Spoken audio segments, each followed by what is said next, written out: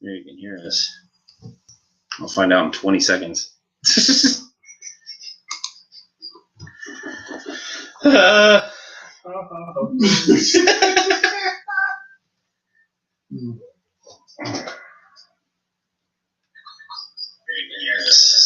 Whoa. Oh,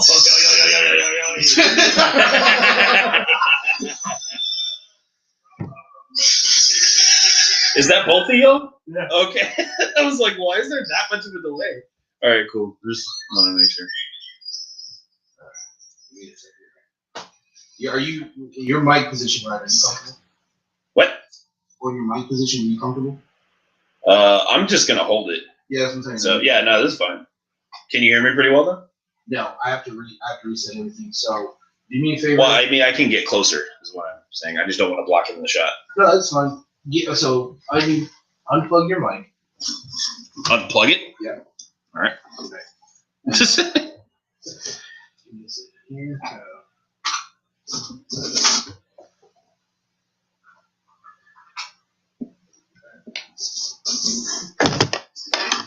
I'm gonna share the link just in case somebody comes by. I don't know if anyone's going to.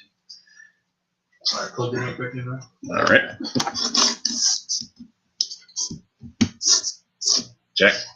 Check one. 1.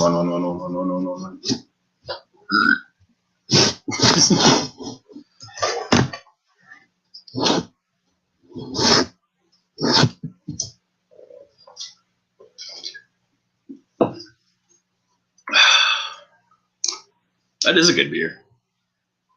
I'm enjoying it. Nice choice, man. Like I said, shot in the dark. Like, I mean, I like everything Hospital Blues puts out, so I haven't been disappointed yet. I think the only one that I was like on the fence about was their Scottish ale, but that grew on me. This is, I think, the first time I had it was during the fall, and it was still kind of hot. And then I had it during the winter, and it's just thick enough to be like that kind of winter beer. So just thick enough. Oh, yeah, I was doing something. Which one of these is you, right? That one. This. Yeah. That's the one. Oh no. Oh no. You know what? While we're waiting and on Twitch and just chilling, I'm gonna go ahead and just play some non-DCMA music. That should pick up on there. I don't know if it will. It should. Yeah. Digital copyright. Yeah. Come on. That.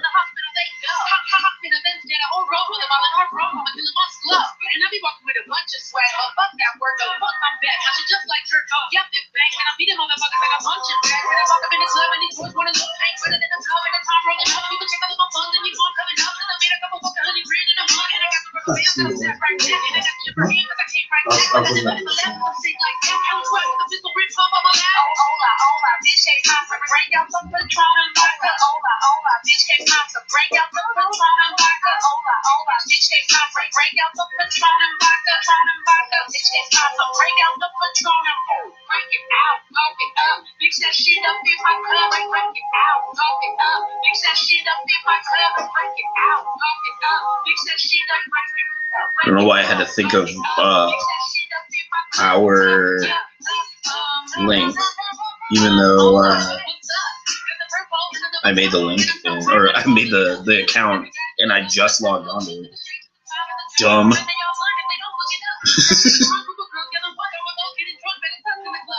Did you see what I tweeted about Ruben from our account? No. Like, somebody please tell Ruben to eat or to have a juice and a juice and some cookies. Yeah, losing so much goddamn blood. Yeah, for real. Like, I don't know how he does it. He, like, when we talked to him, we interviewed him, and his response to all that was, "I live for this shit." Yeah, we asked him like, "How do you just live?" He's like, "Oh." He's just like, I saw one match. It was, what was it? Hulk versus WrestleMania 2. yeah, and he was like, they were just bleeding buckets of blood, man. Like I wanted to do that. What?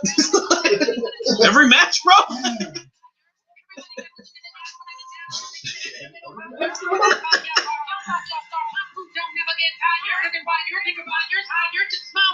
Yeah, a couple weeks ago when I was just giving him chair shots to the head, like over and over. He was like, come on, I was like, what the fuck? Was that your run-in? No, that was like It was a 6-man, right? 6-man. Okay. I was in there for some reason. Someone canceled. Oh no. So I had just done a match. They were like, hey, we need a guy. I was like, I get it. We need a guy. Find one.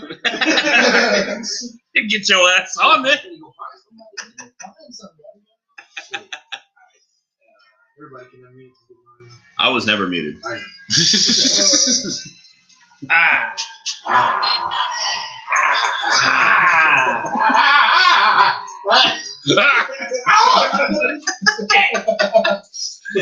shit. You know what? I don't know why I can't find a fucking YouTube either.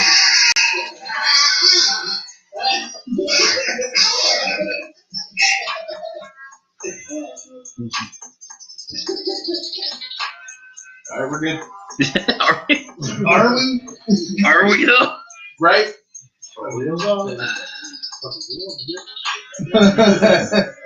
I'm ready. Alright. So here's the thing that I was talking about, like, oh, I got something for us. So I reached into one of my private stocks, and this is something that I bought, like, for on my wedding. And What's that? 14-year, what's the year? 16? Oh, yeah, I guess 16 years, yeah. Rum barrel aged scotch. Fuck yeah. So. Well, we're on YouTube, but I can't find it, so. Okay. Just a heads up. Lost on YouTube. Yeah, because we don't have like a custom thing yet. Link yet. Yeah. Okay, cool. Y'all know where it is. Oh, there we are. Hey, there we are. Fuck. Yeah. I'm gonna share it from the Twitter account as well. Can you check the stream and see if you can hear the music? Which one? Well, either one at this point. Just, I guess Twitch. That's probably the most successful.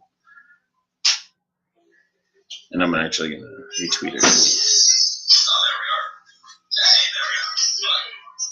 Okay, you can hear it. It sucks, but you can hear it.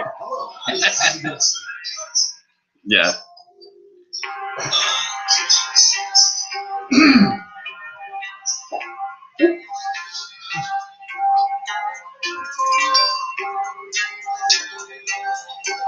Would you guys like some?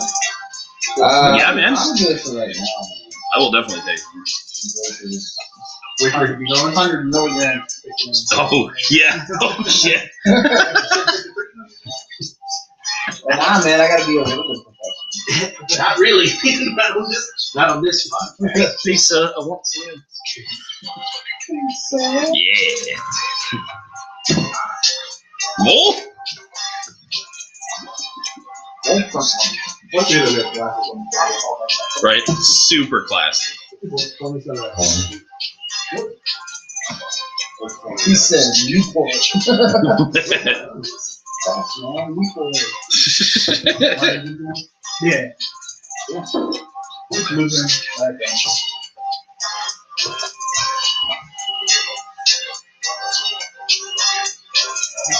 I didn't know. No, you told me, I don't know what you I don't know what you're doing. Damn, obviously it's hot. My angle of all. It's not the same as yours. Barely above yours. Yeah, alright. Run it again. Well, actually, if you guys can share the links and stuff, I'm gonna put it on Facebook too. That'd be fucking great.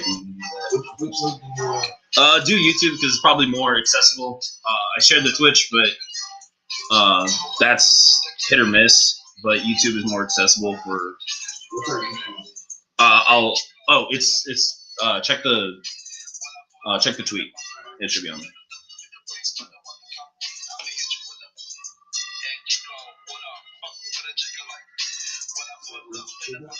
Yeah, but it was the second song, his second single. It's Yeah.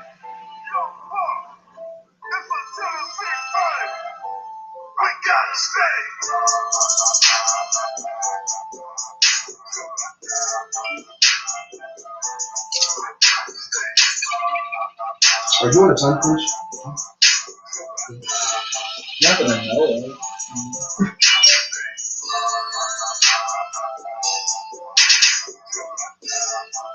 Trust me, I won't be going anywhere. I'm not leaving. So much did it come home, she's gonna be like, we'll just close it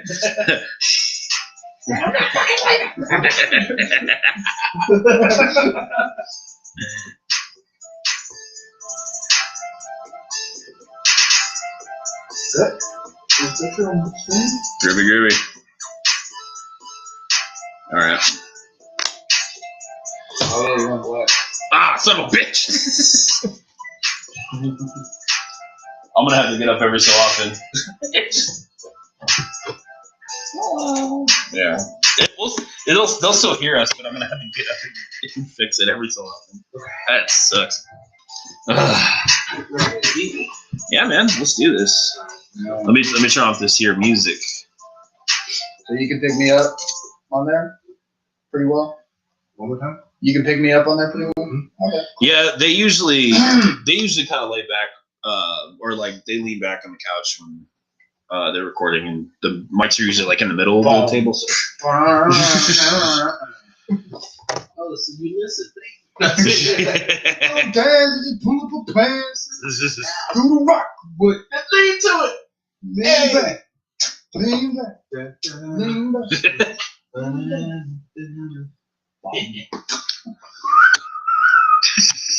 Still nailing it.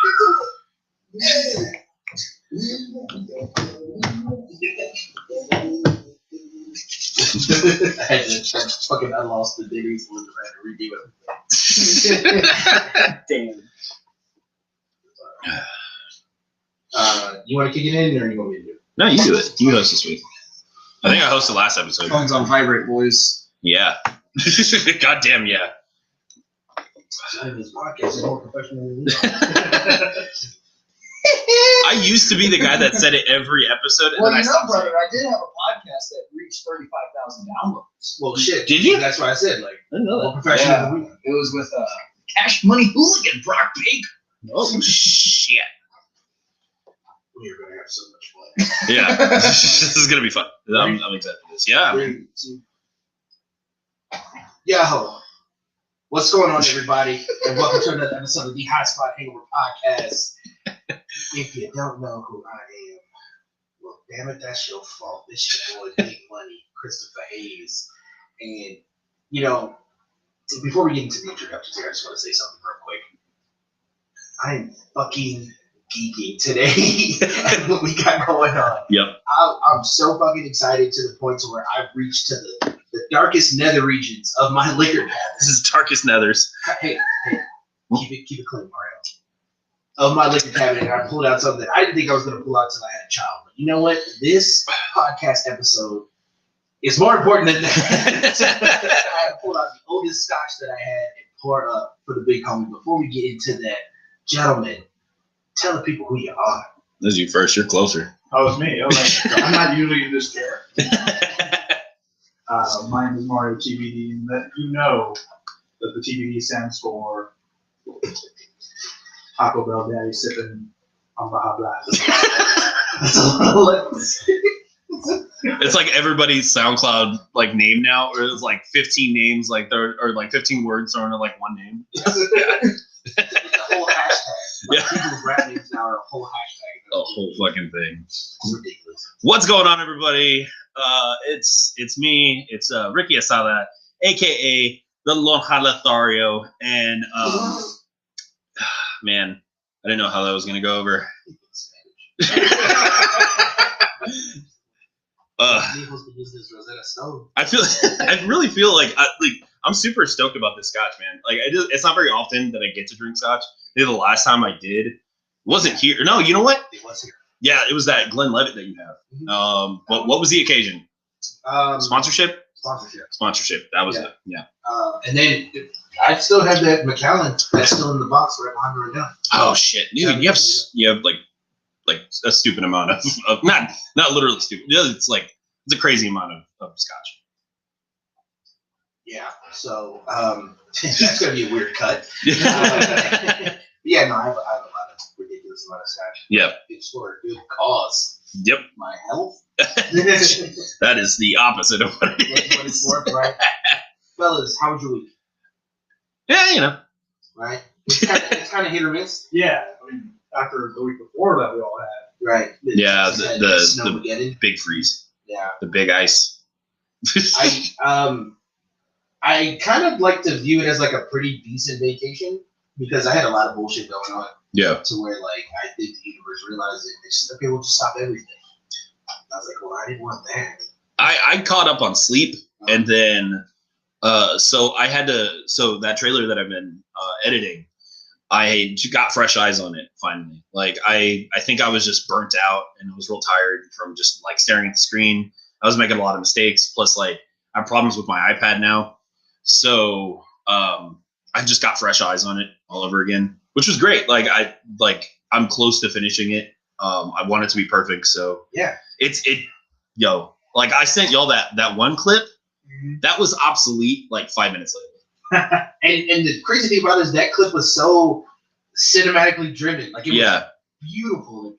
That's obsolete. Oh, wait till you hear your voiceovers over it. Oh, so the voiceover part of it sounds great. That's done. Yeah. I'm not touching it anymore. It's everything after that. The chaotic part of it. It's gonna fuck. It's so ridiculous. That's gonna take our 2021 into the next level, especially when it comes to the Brother Network. And speaking about the Brother Network, if you're listening to this podcast, then you also should potentially be watching it because we are live streaming on Twitch and the YouTubes. Man, what a big swing! I'm seriously every time this camera goes up, I'm gonna have to I'm gonna have to turn on. Yeah, I'm gonna have to turn it on. Hell excited. Oh, and also, if you didn't notice already, there's only 3 of us who you normally hear because Draven. He's out here making briskets. I heard. The word on the streets. Oh, what's the street saying? The street is that Bella Danger finally entered his DMs. Oh, that son of a bitch. Honestly, if that was the case, I would prefer him to tell me that's the reason why. Yeah, don't tell me you're working. I'm going to go to work. No, say you're putting in that work. He's making deposit and Gravy gravy. What? That's your nearest Bill Millers. This is no. Don't tell him. Yeah, he's not at Bill Millers. So normally we would drag this on for a good 15 to 10 minutes. I don't want to do it. Yeah, no. I'm fucking done. Usually we have a whole bit. Ladies and gentlemen, in the HighSpot Hangover studio today, I have, for me personally now, every single person that's run through the studio, I have a deep respect for, I have a deep love for. They're extremely talented, and they have a special place in our hearts here at HSH.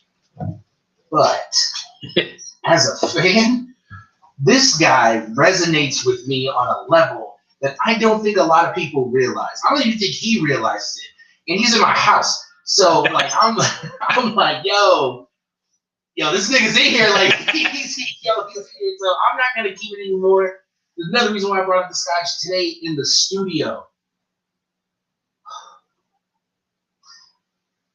The Teflon Don, as I like to do it. I know how he goes, but to me, he's the Teflon Don. Listen, I can't even do it. I'm so different. Tell the people who you watch, so tell them what we're talking about. What? This is not a Denny's. Yeah. What the fuck's up, Denny's? Yeah, it's hey, what's up? It's Johnny Bedlam, Teflon John in the house, guys. Shit, man, I feel bad because I didn't know that scotch was that important to you.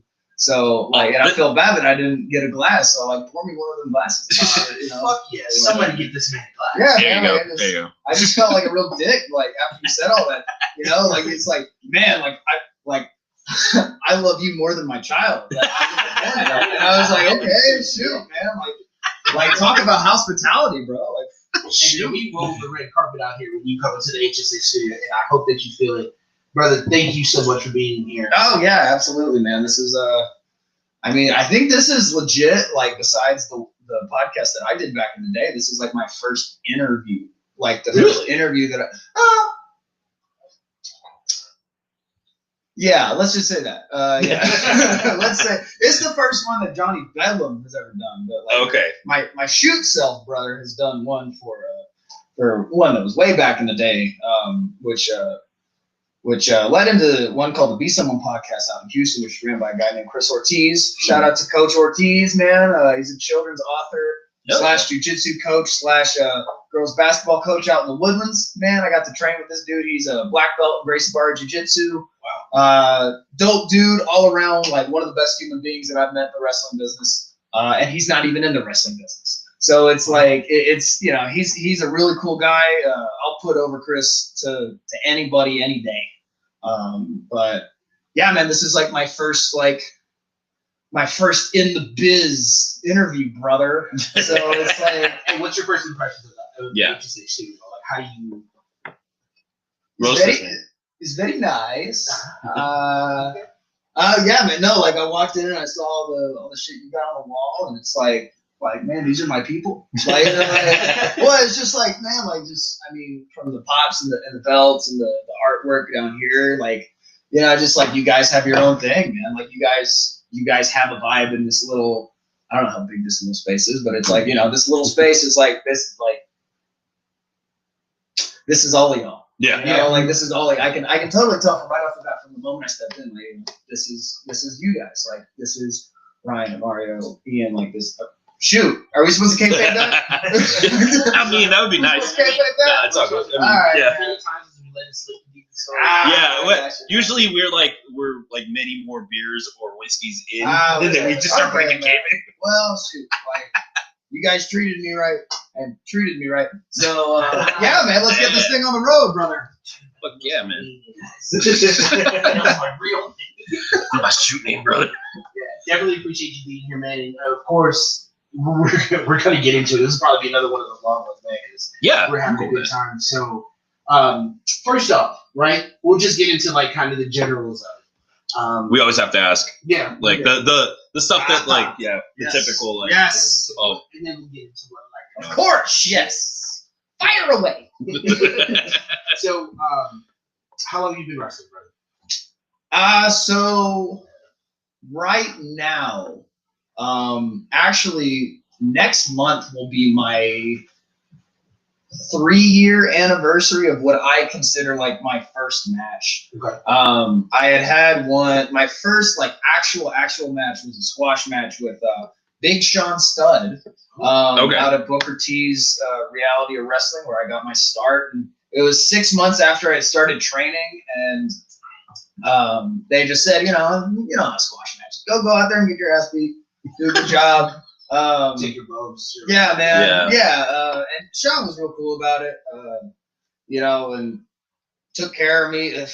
I mean, he gave me a choke slam, but it was on me, dude. I had never taken a choke slam before. Like 6 months of training, they don't teach you how to take a choke slam. It's not day one. So so I took it and like I took it and my head kind of bounced off the mat. And it wasn't like seeing stars and whatnot, like I'll be doing in a couple minutes. But it was more.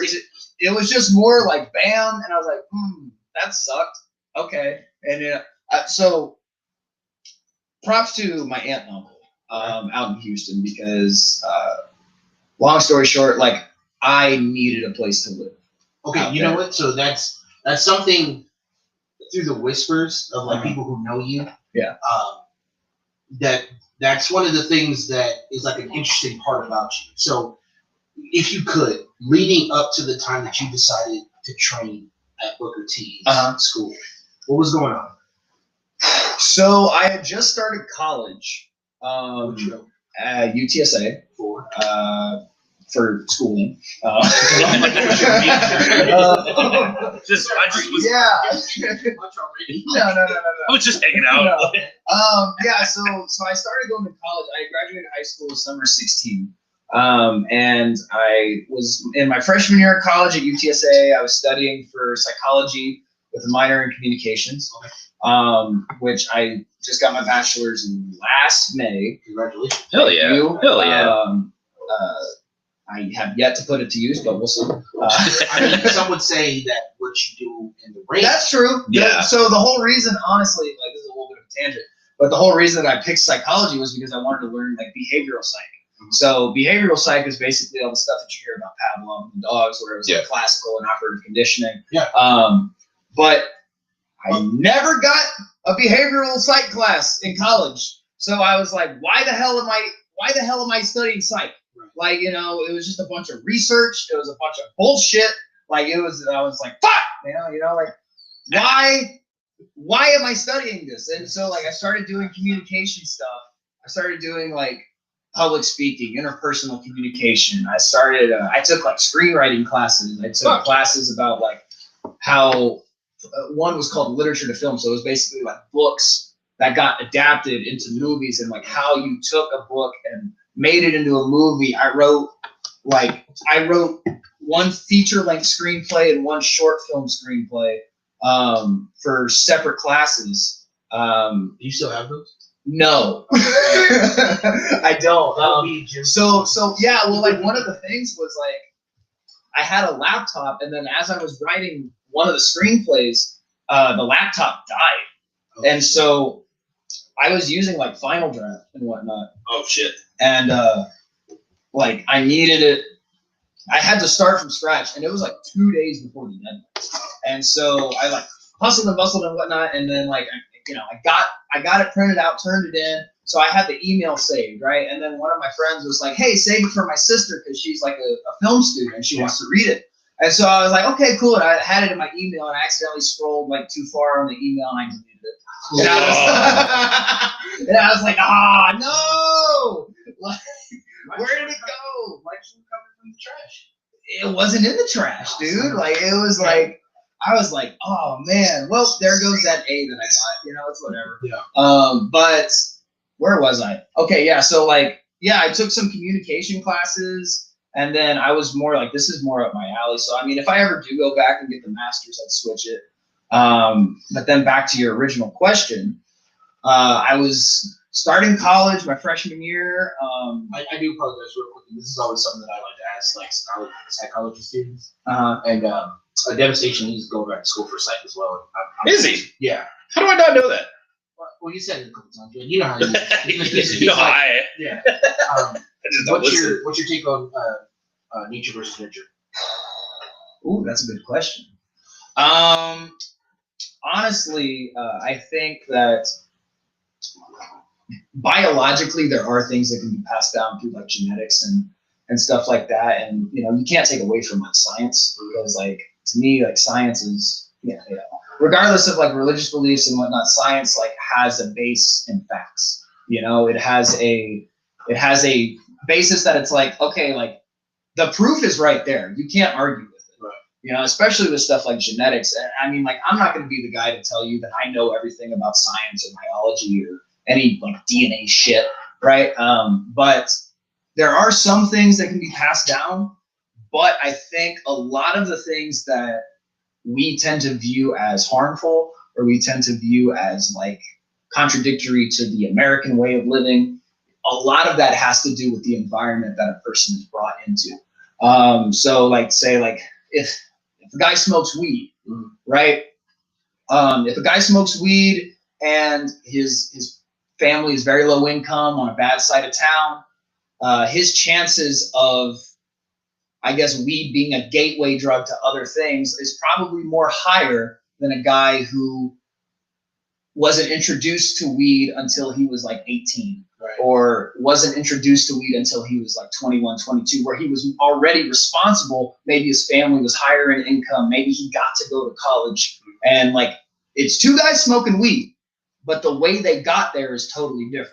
So that's what, to me, is like the way you get to something is more important than what's passed down. Because like, honestly, like with my parents, like I know what they've gone through, and I can see how some of it has been passed down to me, some of it's been passed down to my brother. Right. But at the same time, I know that I'm not my dad. Right. I'm not my mom, because they did a good job at like making sure that I didn't have to deal with the stuff that they done. Yeah. So it kind of goes back to like, yeah, your environment wasn't good, but I'm going to make you an environment to where you can thrive. And so that's like the nurture part of it. So it's kind of like, this is, to me, you know, this is definitely a conversation that I feel like you and I should sit down and record. Different episodes. I feel like you can go hours. I could, man. I could, but a lot of it would just, be me going in circles. Just saying the same shit, but a different way. And then you're like, oh man, I never thought of that. Well, actually, we just did like 30 minutes ago. That's psychology. Yeah. But anyways, to answer your question, yes, right?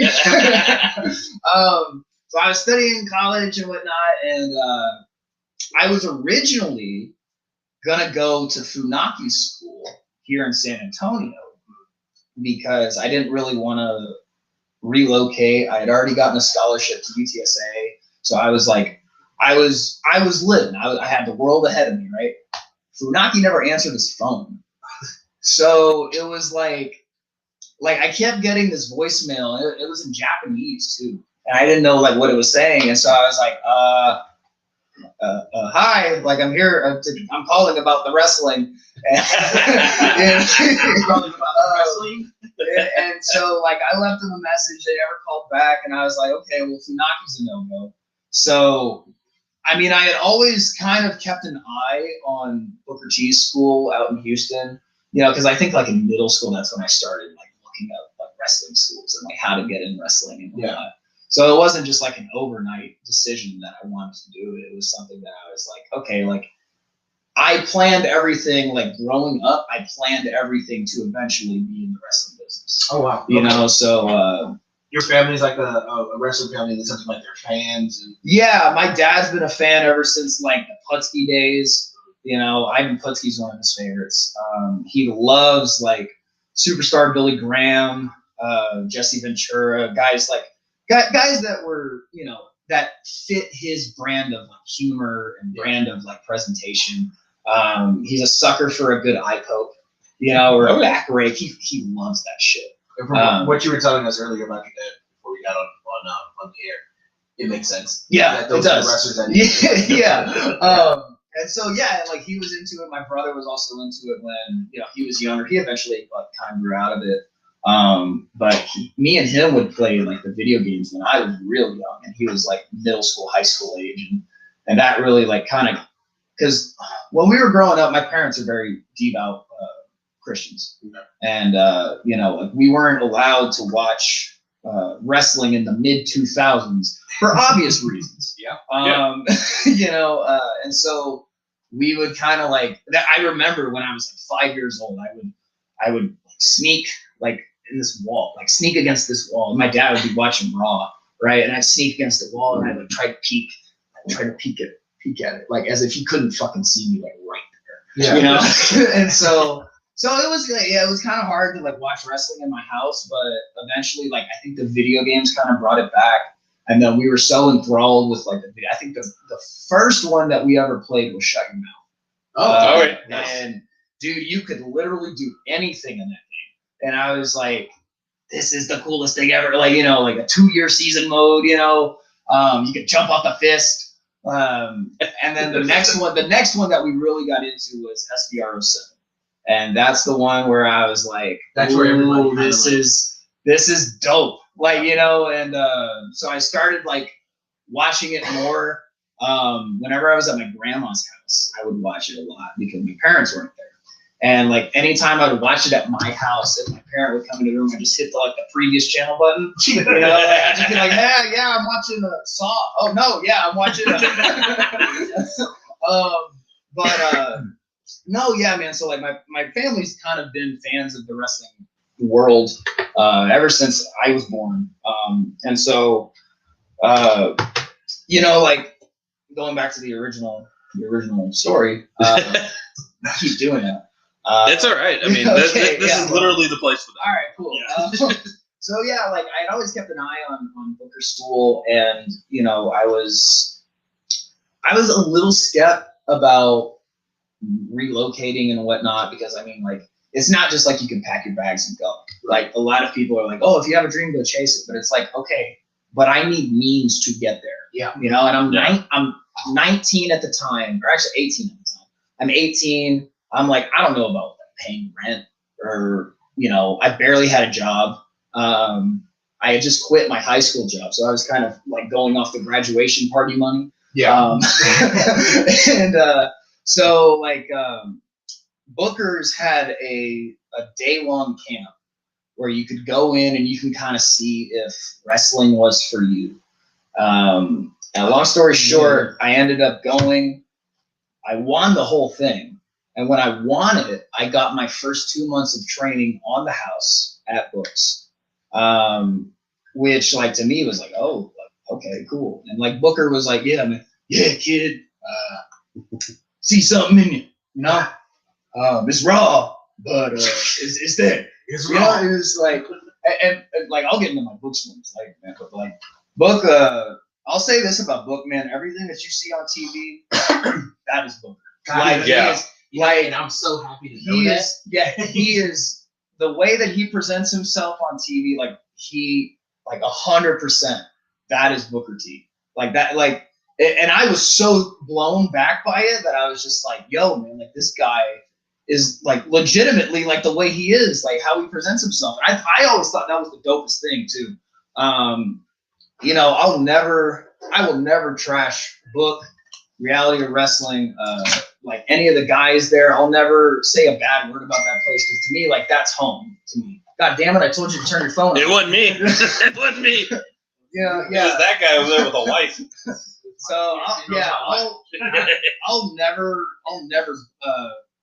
badmouth or try to bury Book or Roe or any of the guys there. You know, I just, long story short, I realized that it wasn't for everybody, and that's why I eventually left. And I didn't burn any bridges on my way out. So I mean, I still go back there and visit with the guys every now and then. But you know, so like after I won that camp, I started getting things in place. You know, got a job that could transfer over to Houston.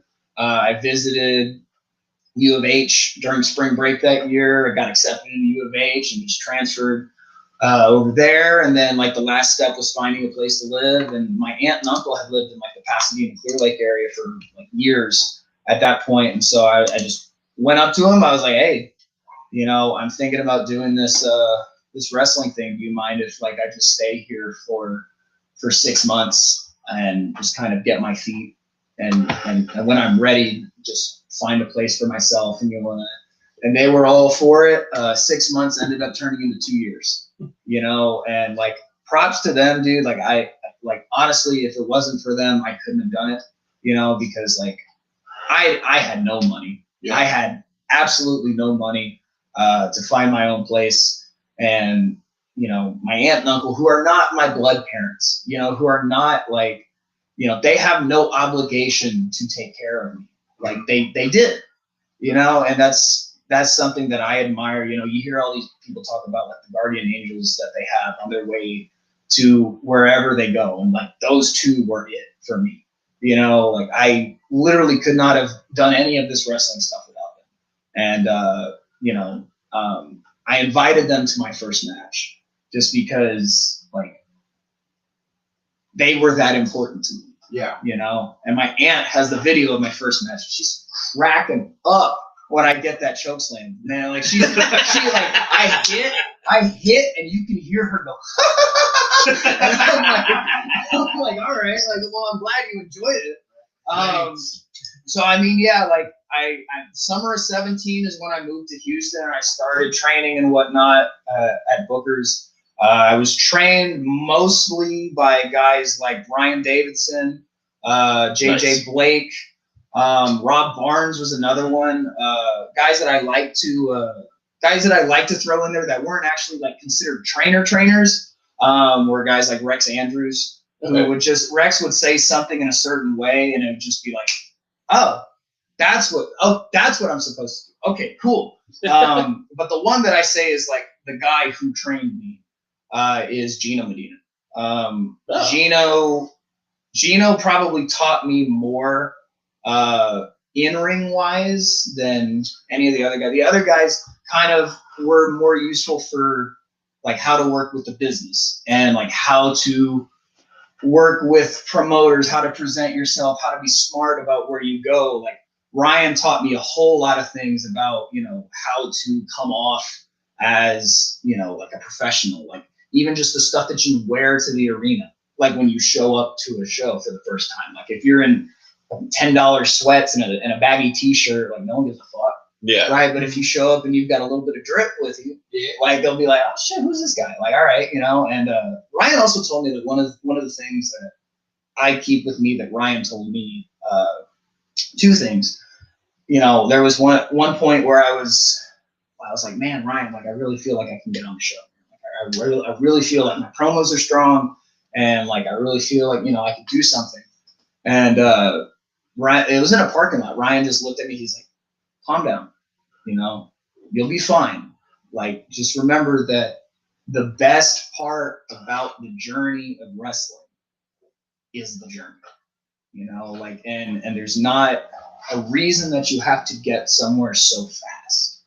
And I think that's what sucked for like the longest time when I was first starting out, was I just felt like I had to be somewhere. I had to like reach a certain point at a certain time. And, like if I wasn't the Reality of Wrestling champion within the first year I was there, then it would be a failure, and sayings like that from Ryan, like really brought me down to earth. And they taught me like, hey man, just be patient. Like, just be patient. Your time will come. Don't worry. When it does, like, you'll be ready because you've waited for so long. And another thing that he told me, this is more like outside the ring, but someone brought up deja vu one time. Like, just like, oh man, I feel like I'm getting like a sense of deja vu right there. And Ryan like is in the corner, and this makes him sound like a Shaolin monk. Just like he's sitting there in the corner, and he's like, man, I once heard that deja vu is the universe's way of telling you that you're exactly where you're supposed to be. And I was like, ooh, like, oh, damn, fuck, like, okay. And dude, honestly, these past couple months, I've literally, like, I have seen that in my daily life, like little things, little signs here and there that are just like, okay, like, something's telling me like I'm supposed to be where I'm at. Yeah. These things that I'm dealing with, these things that I've had to maneuver around, they're here for a reason. Yeah. And so that was one of the things that Ryan really taught me. JJ Blake is a guy who I personally confide in. He's a guy that is just a solid, genuinely good human being. And he looks at us as like his kids, because like to him, like that's the thing that he wants out of wrestling. I don't want to speak for him. I bet he wants a lot more, but like the thing that he really prides himself on is the guys that he's trained, the girls that he's trained. Angela's one that just signed with WWE, AQA. Yeah. She, super stoked about that. Her and JJ were like brother and sister. They were inseparable. And like he has this pride of like, I see that, I helped make that, and like he finds some kind of catharsis in seeing us succeed, which I think is one of the most admirable things. Like, it's not, at the end of the day, to him, it's not about him. It's about how he helps us. Yeah. And, that's something that I really admire. And then Gino's like another breed.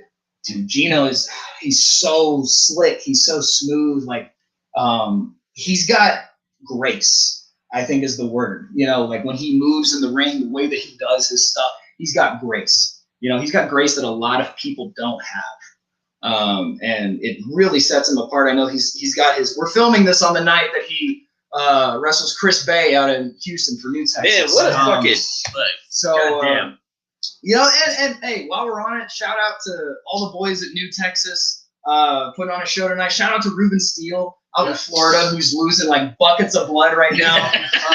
If you get a chance, go check out all that shit on IWTV. Hell yeah. Doing it for Texas. Yeah.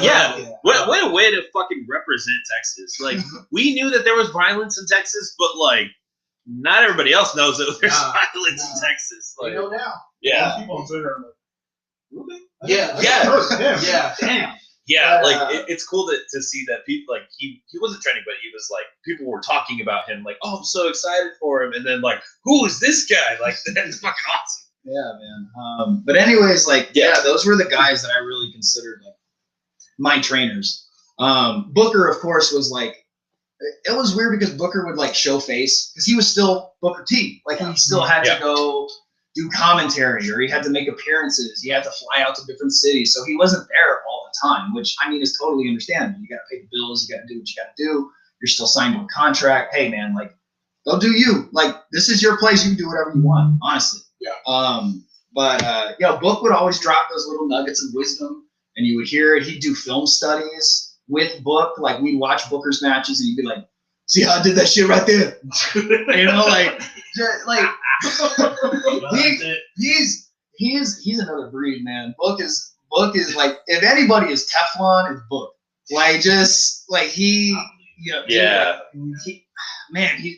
character, bro. You just have to, like, you know, this whole Twitter trend, like, you had to be there. Like, that's Book. Like, I literally I can't put it into words. You know, like, Book was just another breed of human being, man. And it's cool because I think he earned that. You know, he earned that status. He earned that right to kind of walk into the room and be like, yeah, motherfucker. All right. You know, like, it's some funny fucking stories about him too, which I might get into later. But you know, by the way, I have to say, I love that everyone has a book. Like, everyone does like a Booker impression. Dude. Nah, man, it's so easy. It's so easy because it's so like raw and it's so guttural. Yeah. And it's so different from everybody else, man. Yeah, when he's talking, everyone knows that. Yeah. Yeah. But anyways, so like we don't have to get into all that. So anyways, like, all of this wound up. I had my first match, my first like actual match in March of 2018. It was a tag match with me and Tommy Bolton tagging together against Clay Roberts and who is now Will Alday. Oh, okay. Yes. We did so me and Tommy were part of a group at Row called Legion, which was like, Legion is kind of the way to kind of introduce guys that have kind of started training who aren't necessarily like ready yet, but it's a way for them to get on the show. And, you know, so they were like, they came to me and they're like, hey, like, we want to put you in the group. We want to, you know, have you work with Sean Hendricks, Tommy, who was going by January, right? So I'll get into this, right? So that was his name? Yes, that was his name. Fantastic. So the Legion thing was based on a book called The Julian Year, right? I never read it.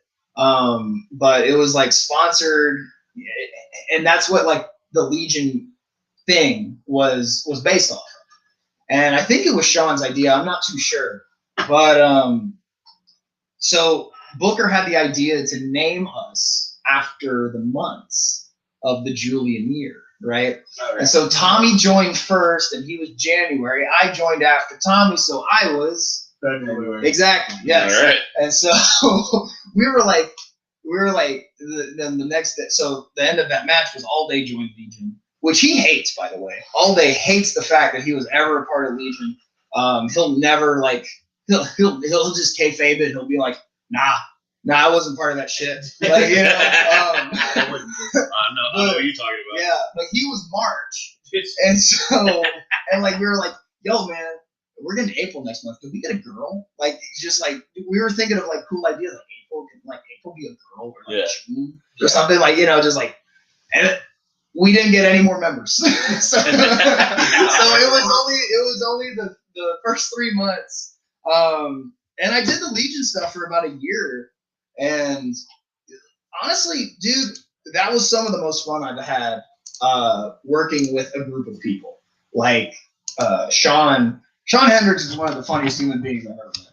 He reminds me a lot of how people talk about Raven, where like he had this character on TV that was just very like unlike the person that was behind it. You know, we would just go back and forth about different things.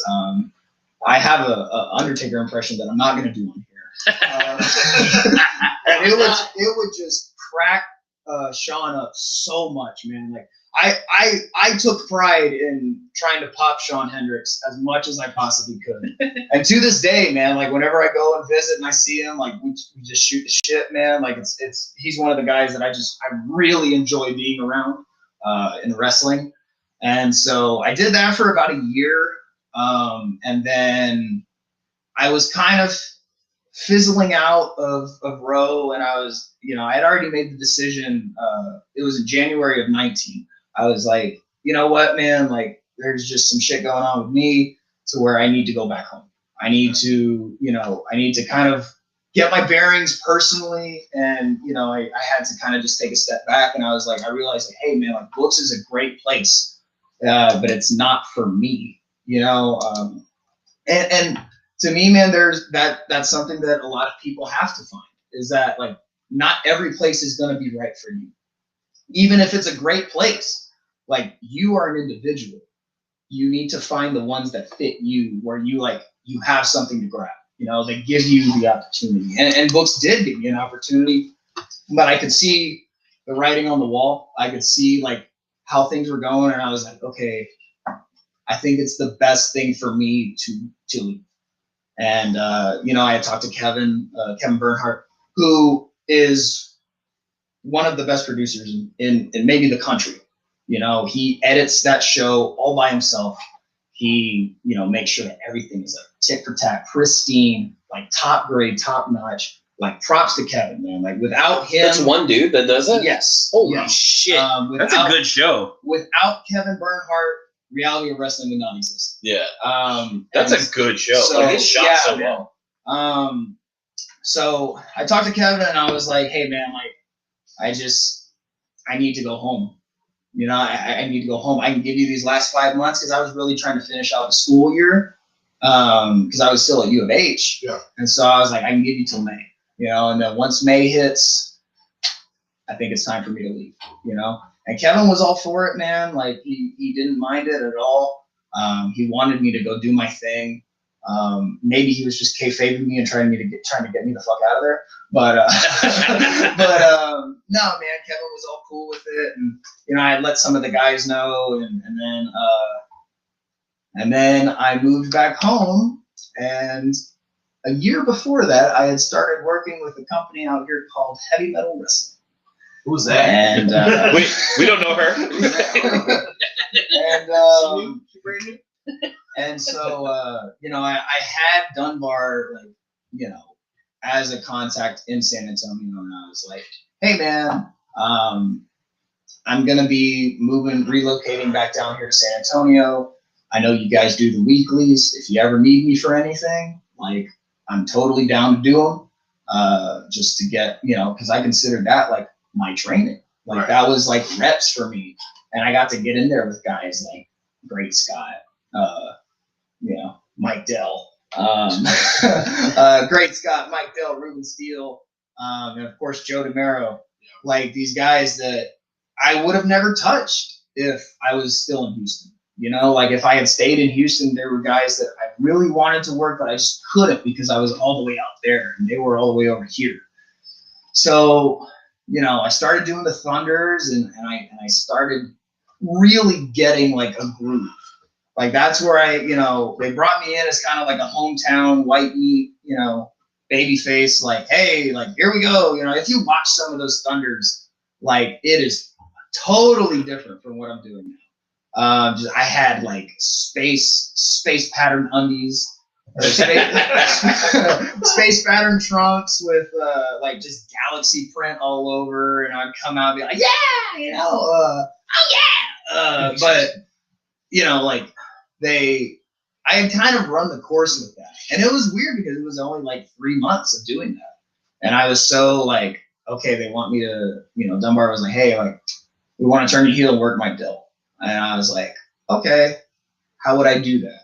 And so he pitched me what he wanted, and like, I'm so glad that he pitched me that. Hey, babe. Because without that, I would have never been, hey, babe, how you doing? Without that, I would have never, gotten to what I have now. And it's cool to see like those little things like along the way, like you don't really think about, but like doing something like this kind of brings it out. You're like, oh, like, I never thought about that. Like, I never thought about, like, if I hadn't turned heel, that I would have never found like the attitude that I needed for what I'm doing now. I never would have figured out how to work as a heel, how to switch what you were doing as a baby face, do it as a heel, and do it differently to get a different reaction. Stuff like that. I'm really grateful for the fact that Dunbar was like, hey, I don't want you to just flounder as a white meat here. I want you to do something, because I had done stuff for Dunbar for about a year, like to that point, and I guess I'm glad that he kept me around, honestly, because like. I don't know what I'd be doing without heavy metal. Honestly, like I think I had a couple New Texas bookings, but heavy metal was really it. Like that was what I was doing the most often, and if I wasn't doing those Thunders, I would have done one show every 2 months. Yeah. And that's just not healthy for a wrestler. It's not. Time off is a wrestler's worst enemy.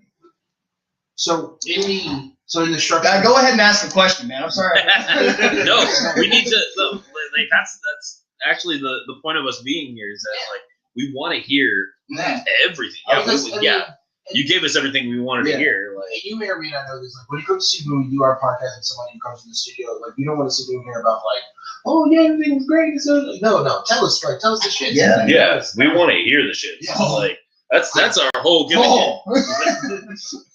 Yeah. So the transition from going from a big face into a heel, is that when you developed the Teflon John gimmick, or? So I was kind of doing this thing where the original idea, right, was kind of like a Three Faces of Foley thing. All right. Where I would have like the baby face gimmick, right, with the galaxy print trunks, like the weird jackets, right? I would have that. But eventually, like, also I would have like the heel gimmick, where at the time I was wrestling in jeans. I was wearing like a leather jacket to the ring. I had sunglasses on. I almost wanted to like bring like a cigarette to the ring, but that's not healthy. I don't like cigarettes. Like just like have a totally different vibe, but like still be the same dude. And like I was thinking like, okay, like, I could take this to promotions. And if they need a heel, I can use this gimmick. If they need a face, I can use this gimmick. So it's like I was just thinking about how to get myself out there more. And so I was doing the heel stuff down here, and I was using like a moniker like the Big Bad Wolf, right? And I kind of just wanted it to be like the guy that a girl shouldn't take home to their parents, right? Just classic cheesy bad boy kind of thing, right? And I was using the Arctic Monkeys for my music, right? And like I liked the song and whatnot, but it just didn't fit, It was Are You Mine? It just has that like like, and I was like, that's a cool sound. It had a lot of fuzz, and I was like, all right, like that's the one that I like. But it wasn't connecting with me, honestly. The whole kind of gimmick was just it was filler. It's literally like if you go back and watch those episodes, I'm figuring out what I want to do. Like it's literally like this period of like I'm like, okay, I don't really know what I need to do. Like how do I present myself, as a heel? Like I didn't really worry about presentation, like mic wise, because I knew anytime I touched one of those, I was fine. Anytime I touched a mic or had a mic, I was fine. Right? I just needed to figure out how to bring everything else together. And so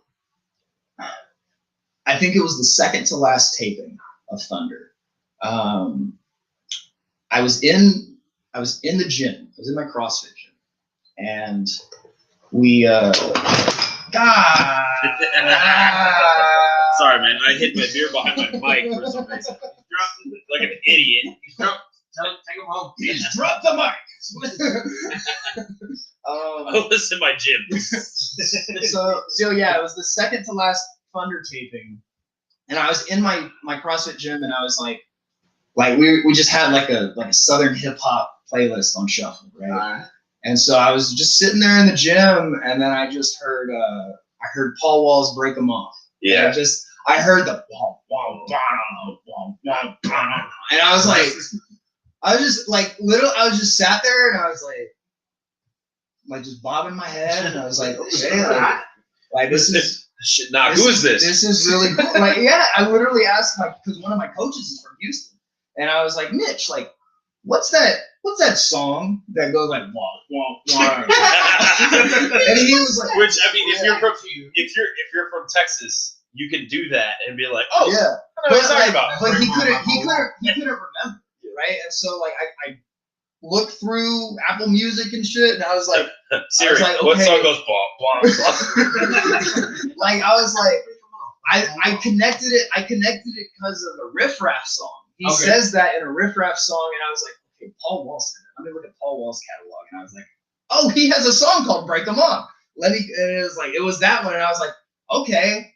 Like, and I texted Dunbar. I was like, I want to come out to Paul Wall, and he was like, LMAO, that. And that's Dunbar. Yeah. And why not? Yeah, and so it might have been you, son of a bitch. Like it was something.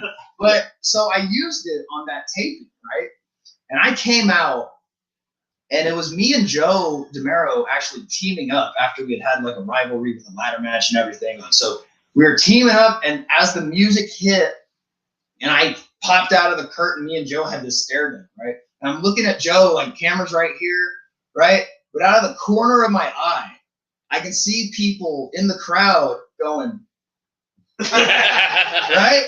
They're like bobbing to the music, and like I walked around the ring, and I could see people like feeling it, and I was like, everyone's like, yeah. No, I was like, yeah, this is it. Like this is what I need to use from now on. Fuck yeah. And so I think it was February of last year, the last heavy metal show before the shutdown. I was teaming with Tommy Bolton, just like old times, man. And so I had teamed with Tommy, and they were giving us the heavy metal tag team championships, and we were with Dan the Man at that point. Nope. Right? Okay. So they brought in Dan the Man to be like our manager, and it was after the match, and I had started using like the Teflon moniker, right? Like I just thought it was a cool word, like the idea behind how they used to call people Teflon back in the day, like Reagan or Jordan, guys that like the media couldn't find any dirt on these guys. Like it just like they were untouchable in a way. And battle tested, dude. Yeah. And so I mean, like years later, there's so much about Jordan. Oh yeah. Yeah. But well, like at the time, so at the time, it was like these guys are like God tier. They're Teflon. Yeah. Like, you can't say anything because people are gonna be like, nah, that's Jordan, man. And so I like that idea. And then Dan just looks at me, right? And he goes, I got an idea. How about Teflon John? And like I sat there and I was like, and I was like, yeah, man, like I like that. I like that. And right after that, everything shut down. So damn. I had 7 months of just figuring out like, okay, I can't come back and wear the same shit. I can't come back and just be like this goofball fucking heel, right? Because it's not me. It's not, like it's more to my natural personality, but I didn't feel comfortable doing it. And I just needed to find something that I was comfortable with, that I could really like thrive with. And we had started training with Rodney Mack. Okay. Yeah, we'll get to that. Yeah, we'll get to that. That That was definitely the question. Yeah, we'll get to that. We'll get to that. We started training with Rodney Mack, and regardless of what happened, I will give him this. Rodney Mack did make me a better wrestler. There was one night where he called me out at training, and he's like, "Man, I see you over there. You looking a little soft." Wow, goddamn, dead on. That's exactly right. And I just looked at him and, what? And he's like, "What you looking at me with them eyes for?" Right? It felt like he was getting on me. I was like, "What, motherfucker? Like, who are you? Like, who are you to tell me like how I'm supposed to wrestle?" Right? Yeah. And so he's like, "Come on, get on Steve right there, Steve Areno." Which, by the way, Steve Areno, most professional man in professional wrestling.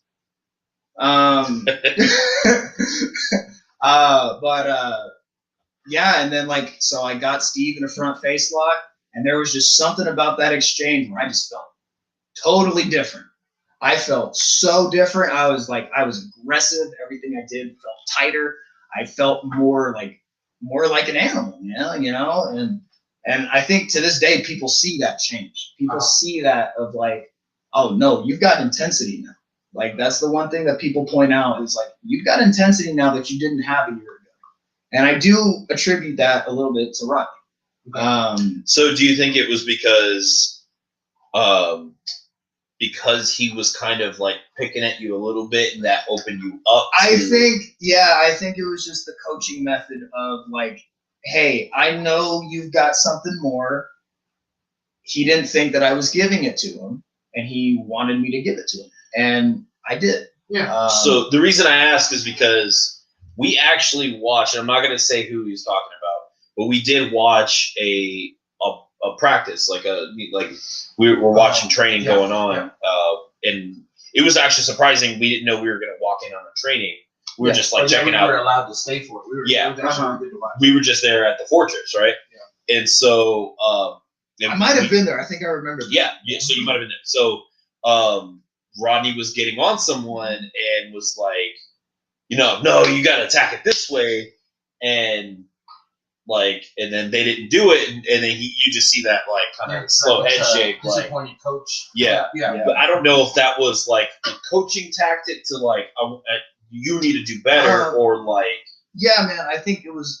I mean, like I said, regardless of what happened, he's a great trainer. He's a great coach. Yeah. He made me a better wrestler, and so I think that was just like a method. Because right after I did it, he was like, all right, he gave me that little all right, that's what I wanted. Cool. And luckily, when heavy metal started popping up again, we started doing the first part of the Grand Prix qualifiers and whatnot. Dunbar one day, it was right when the Fortress was built, and he was like, hey, Bedlam, we might have something for you for the Grand Prix. And I was like, okay. Hold on for a second, guys. Did it shut off? I got it. It's fine. Do you want to run it out? Let's take it to break. Huh? So usually, if we need to take a break, we'll just do this. Oh. And we round out the segment. And does your hand do that? Does it no, we'll just tell him basically because he's the producer. We'll just be like, hey, round it out, and then. So where do we stop? I'm figuring it out. How you feel? Good. Yeah. We're at 50-ish minutes now. 54. Yeah, so we're trucking along. Oh, okay.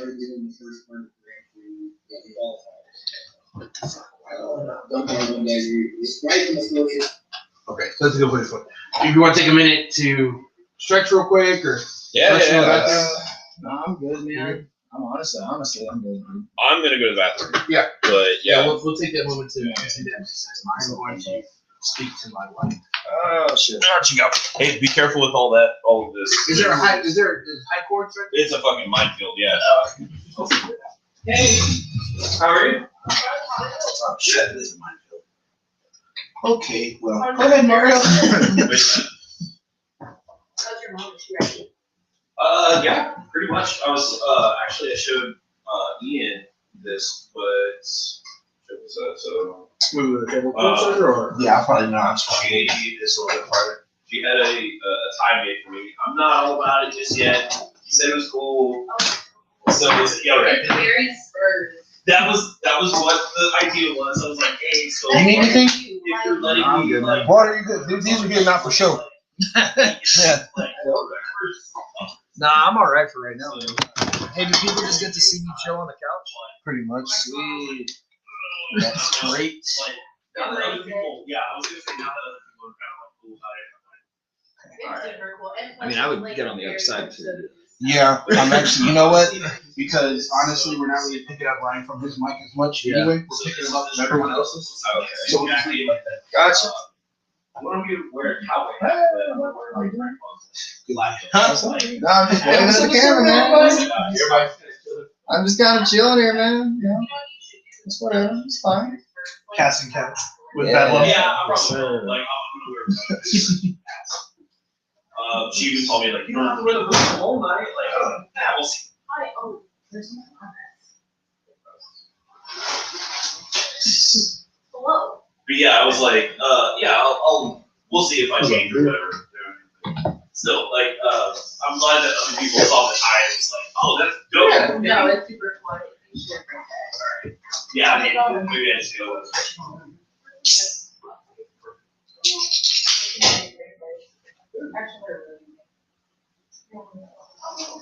That might stretch a little bit. The remoon style.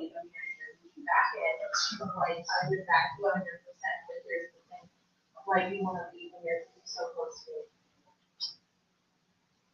I was like, Brown, because you don't say that ever. And she was like, oh, okay, well, I'm saying it now. I'm going this way. Mario, how are you? I'm doing good. How are you? Hi. Hello, I'm John. I think I remember you, yeah. This is my wife, Samantha. I'm sorry. No, that's fine. Thanks for having me. No problem. That's really proper. Just Which one? I don't often make the rooms better. Absolutely.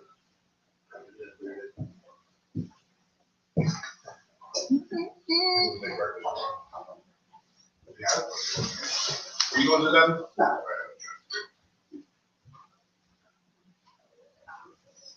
Well, I'm glad that you guys are. Oh, yeah. Oh, Yeah. by the way, like, You should go. Friday? it's on a Friday, yeah. Just call So out. yeah, I mean, if you can't, don't force it. You know what I mean? I wouldn't want you to like call it for a wedding, but you know, like she also wanted to know if like the HighSpot guys will go. It's gonna be an experience. I feel like you should. So pressure. This is honestly as close as I've been to a powwow. And There is like some native tradition and shit. Like, But, like, I think there's like a blanket thing that she's doing. Uh-huh. I'm actually doing her away because Aw, Grandpa yeah. is not here. So, but yeah, so I'm doing that. I have to give a speech at some point. She was like, "Oh yeah, you can have the mic." I'm like, "No." No, so okay, when I was growing up, like my mom had cousins, and they always used to go to powwows, and I used to be like, "Can I go?" And they're like, "No, you're not allowed." And I was like, They're "That's all really like weird." tribal. And so then when I met Ron, I was like, "Is it true? Like you have to be like native to go to a powwow?" Because I wanted to go forever, and he's like, "No." And I was like, "Those bitches are lying." Yeah, The whole like time, no, just lying. you absolutely can go. They call them intertribal, so like anyone can go. And yeah, they have intertribal dances for like just go around the arena. And, like it's the easiest step possible, but I feel like it's so funny every time we're set up somewhere random and there's like a family of white people, they're just like they're so excited to like, be there. But it's such a simple step. Just Martha, look at me. That's all they have to do. And everyone's just so fucking excited. They're like they become like part of the black fraternity. Yeah, for real. Bro, I'm telling you right now, when she texted me about it, Yeah. I was so happy. I'm glad you guys, yeah. I'm glad you guys are excited. I don't know. Like, I know that's your mom, but I'm kind of like, Yeah. yeah. I feel like especially with because I was thinking about it yesterday and today. What am I gonna say? Like, I don't know why I just dawned on me the past few days. Like, oh shit, I gotta like talk. Yeah. I was like, I mean, it's natural. I can do that. I did I did her little giveaway speech, right? Yeah. Like, and they thought it was funny, and I had nothing prepared. I was just like, yeah, this is my mom. I've known her my entire life. Big Bob. Yeah, big pop, like everyone. So, yeah, I'm not gonna wing it as much, but I realized in the last 2 days, like, shit, I gotta say something. I gotta talk. So, with y'all. Oh, there's more people watching though. Yeah, I knew what I was gonna do, and it's funny that Joey was just like, I was like, do that. And then me being hit was like, honestly, like I told you I wanted to do more of that. yeah, And he thinks it's so nice. and I love this shit. How dare we find somebody we like? No, but I told him that I just want to like go away and be like on an island and do it or something. You know what we should do? The entire Like Scrubs thing. no, I was thinking UGK. Just shoot that. Just have that way. Hey, can people Can people hear y'all on here? What? Can people hear y'all? Yeah, oh yeah, absolutely. Yeah, no, we're still live.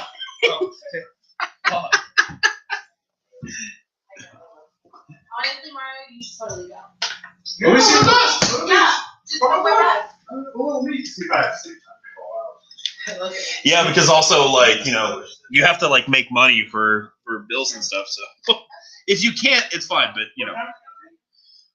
I don't even know the day. This week? No. Oh, okay. No. Yes, yeah. There you go. Yeah, so it's at the end of the month. I don't know why.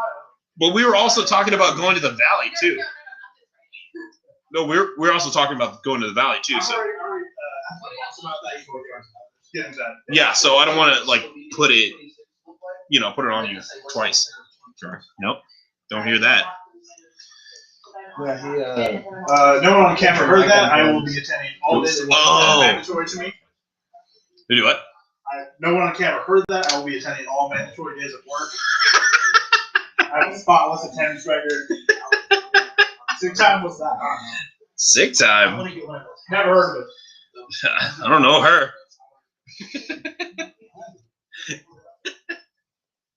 How you feeling? You like this? yeah, this is cool. I was gonna kind of lead into the promo. Yeah. Yeah, but We'll and get to that. because we're live. It's the chronological order is there. Yeah, yeah, we're there. Before we get into that, I want to say something about that because I'll say it on the podcast. Yeah, we won't say it on live, Yeah, In and which- everybody can hear you, man. in which we are. Well, no, I mean, it's Hey, I saw that while we were taking a piss, 2 more people joined. Hell yeah! Hell yeah! People are more interested with me on a couch than they are with us. This is a casting couch. We've already said that on the like. So him and Sam actually rearranged everything. Actually, I think it was Sam that did it. Rearranged everything, and then we came in and we're like, "What the fuck is this? You put the couch in the in the studio?" Because we were all huddled right there. Yeah. For the longest time. There was, I think there was a table or something right here. And then, so we made that joke. And then Sam texted him in the middle of an episode, like, "Oh, y'all talking about the casting couch?" And he was like, "I don't know what y'all talking about." Tap it again. All right, stop tapping it. One more time. Okay, so your mic pulled out, right? So now all the audio is all switched up, but it's fine because you're the only person who doesn't have sound. Yeah, I know it. But So, do you need me to plug this back in, or no, just leave it like that because it's not plugged into anything? There's no USB inside of this. all right, yeah, do that. Do you want me to plug it in? Yeah. Okay, that's what I was asking. I'm like, shit. Either way, we were still catching you pretty Really? Well, do you want me to play bucket? That's what I was suggesting. Okay. Yeah, that's fine. I'll project. I can move it into the middle more. So. Yeah, because where you were sitting when you were just relaxing, you were actually attacking, which is good because that means you can stay comfortable with somebody. I was attacking. Yeah. Fuck. I was in the red, brother. I was flipping. You know what? It's funny. We're actually like pushing yellow here. Yeah. Which I thought was kind of weird. Like, I mean, I'm just using a laptop. Pushing yellow. Ah. See? Okay, yeah, I see it now. Okay, guys. I'm closer and I'm barely touching the yellow, and somehow or another you're you're pushing Yeah, all the way man. 100. It's all good. Well, yeah, like I project, brother.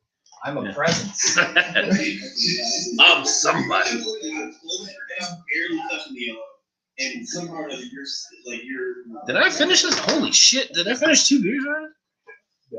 Well, are we surprised? No. I'm sure it's fucking. All right, where were we? All right, so we were talking about the fortress. Uh-huh. Now you would have you turned down, so Yeah. push that. For what? Turned out for what? Good job, Mario. Thank you. My job. You know what? For some reason, I don't know if I move the camera at some point, but I'm catching you, but just barely. So I'm gonna move it just a little bit. There we go. Yeah, I can see him now. Oh yeah. You see him clearly now. The camera's moving. Luckily, what had Oh yeah, that's a lot better. we started doing the first part of the Grand Prix qualifiers and whatnot. Dunbar one day, it's right in the fortress. You good? Yeah. Okay, cool. And Take it from the top. we are back. Dunbar came to me like right when the fortress was built. And he was like, "Hey, Bedlam, you know, I might have something for you for the Grand Prix. We've already got everybody like slated for their blocks and everything. But we have this thing with you and Joe."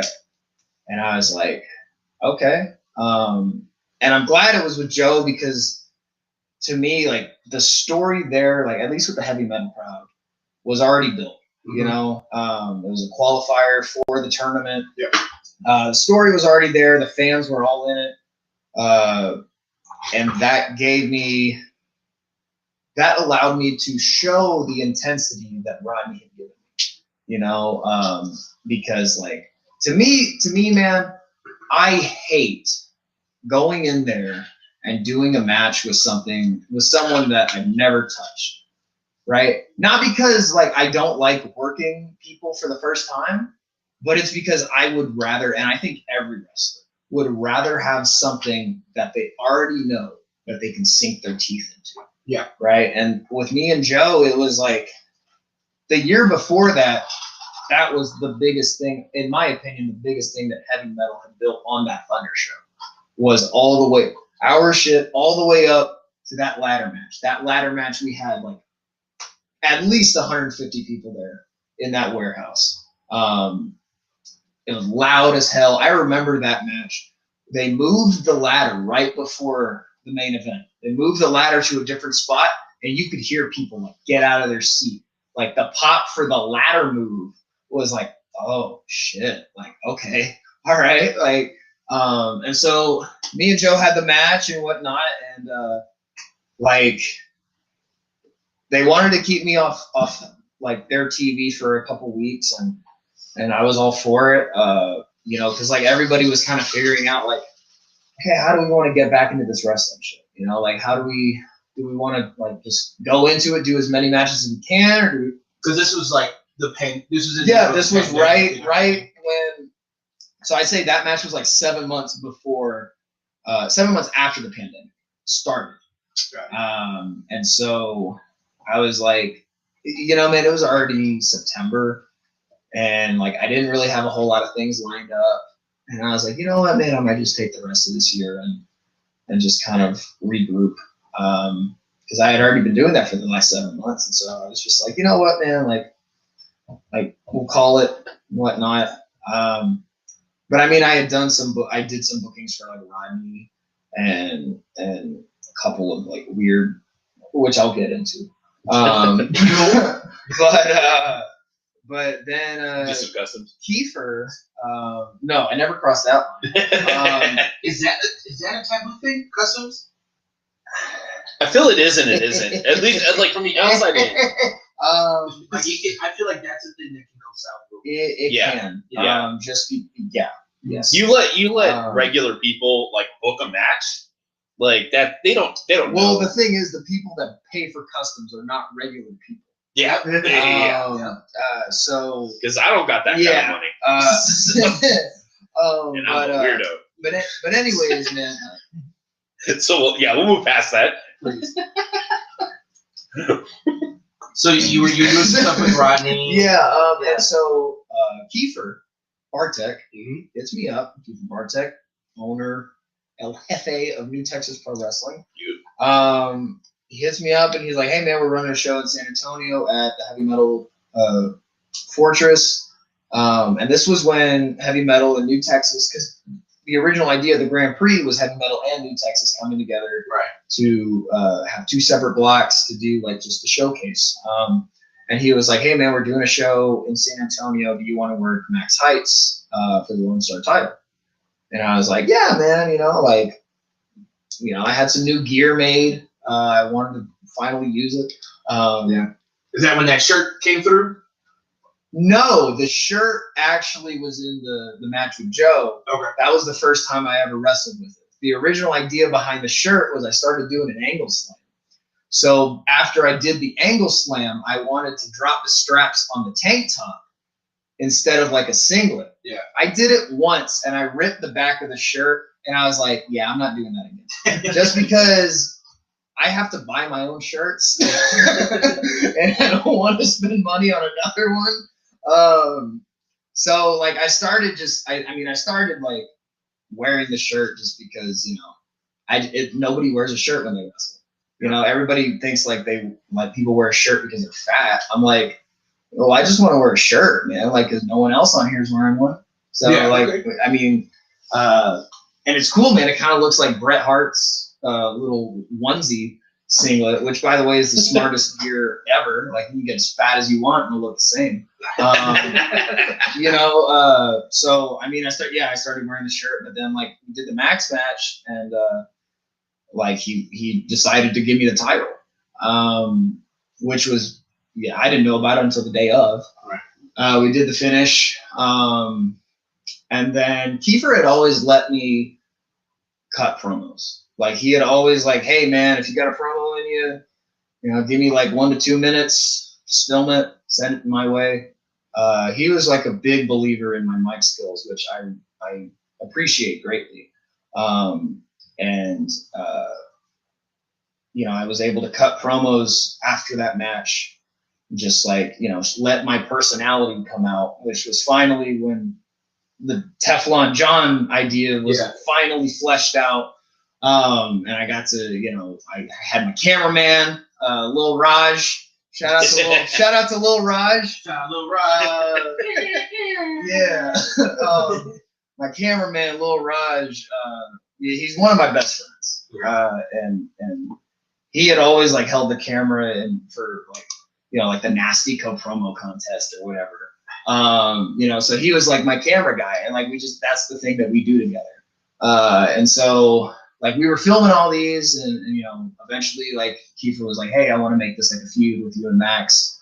We did a Falls Count Anywhere match in Colorado City, which is Max's hometown. Then we went to Houston for the big Evolve show, and I got the title back there. And for me, like that show, it was kind of full circle because I hadn't done a show in Houston since I left books. Yeah. And so here I was like, I'd say a year and a half later, almost 2 years later, totally different person, totally different character. And I'm back like where it all started, like in Houston. And I was like, man, fuck yeah. Like, and they were like, "You're opening the show." Fuck yeah. Because like a lot of people would be like, "Oh man, like I'm first, like I'm nervous." I'm like, no, fuck that. Like fuck that, dude. Like I go out there in a ladder match on the first match of the show in like what I consider like my first stomping grounds, and I'm like, fuck yeah, we're gonna tear the fucking house down. And like we set the tone because every match after that, had to one up what we just did. Anybody that you trained with from the school in Houston or that you were rubbing elbows with, did they come out and see that match to kind of see the transformation? Yeah, man.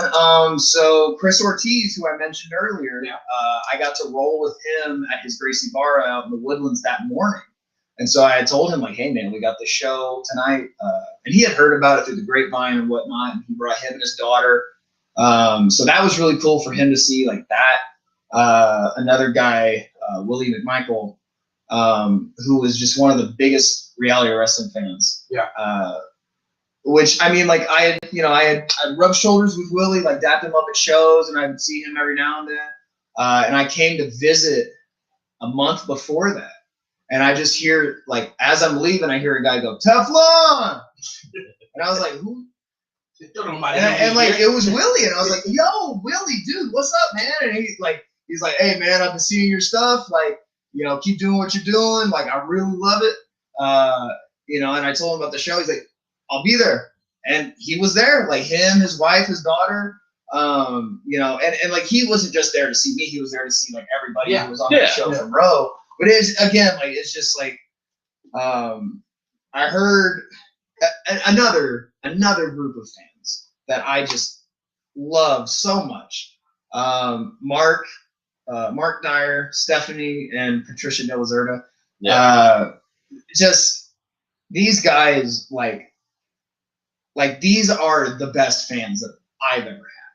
Like, just they're at every heavy metal show. I know exactly what you're talking about. Every heavy metal show. I was sitting next to them yesterday. They fucking traveled to Colorado City to watch me wrestle.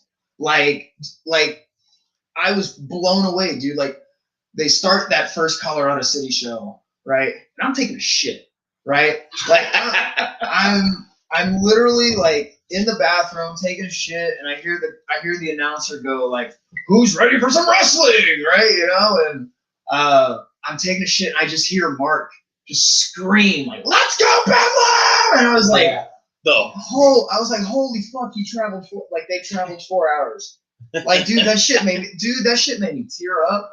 Like, dude, I was so fucking, like, I was so taken aback by that. Like, these people, like, believe in me so much they would travel 4 hours. Yeah. 4 hours on, like, 2-lane highways where there's no signal, no places to stop.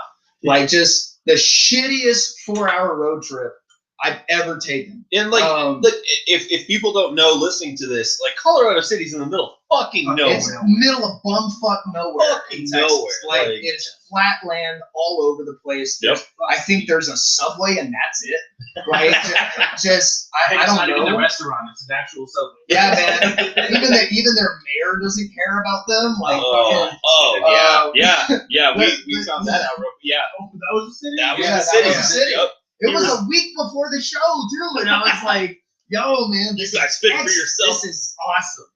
And so, You fucking Hunger Games there. yeah, Yeah. bro. But like, anyway, yeah, like, You figure it out. like Mark, Stephanie, Miss Pat, dude. Like, I can't say enough about those guys. Like, all of those people that pack the fortress every week, like the 10, 15 people that are there every single week. Like, yo, man, they are 10 to 15, but they sound like 40, 50. Yeah. Like, it's literally, like, that is a family. And I love that about heavy metal. I love that about what we have built there. It's almost like a community where, like, the wrestlers appreciate the fans to a degree where the fans will go out of their way to show the wrestlers that they appreciate them. Absolutely. And so, fuck, where were we? So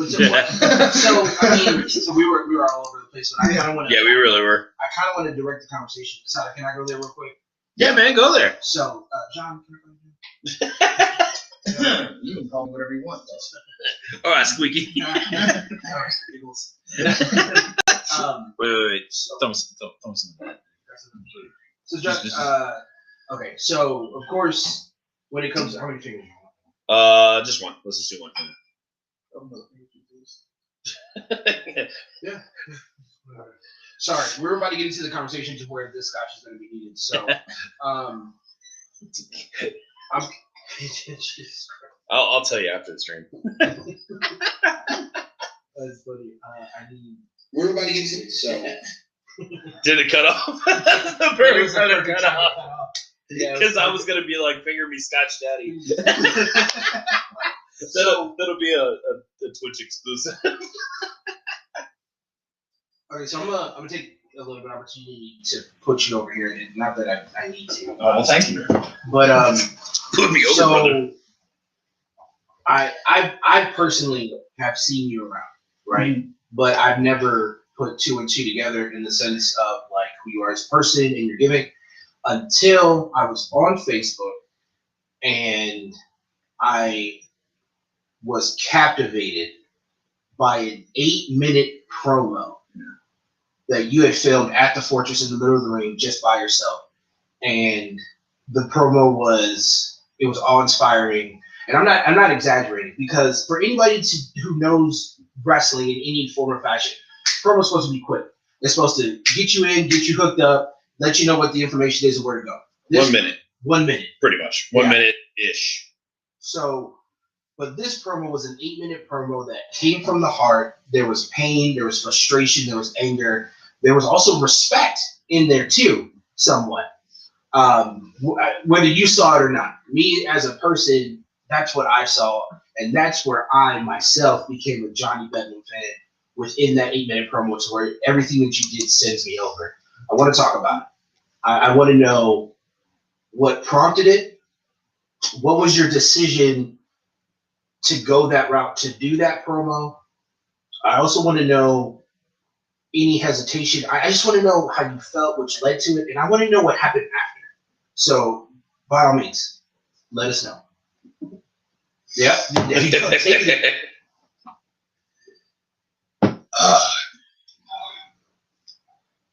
Let's get scotch. So, To go to the deal, you gotta tell me the coffee is good. No one's good. So I'm not gonna say long story short, because we're gonna spend a lot of time on this. Let's do it. Basically, I mentioned earlier that we had started training with Rodney Mack, and by all intents and purposes, Rodney was a good trainer.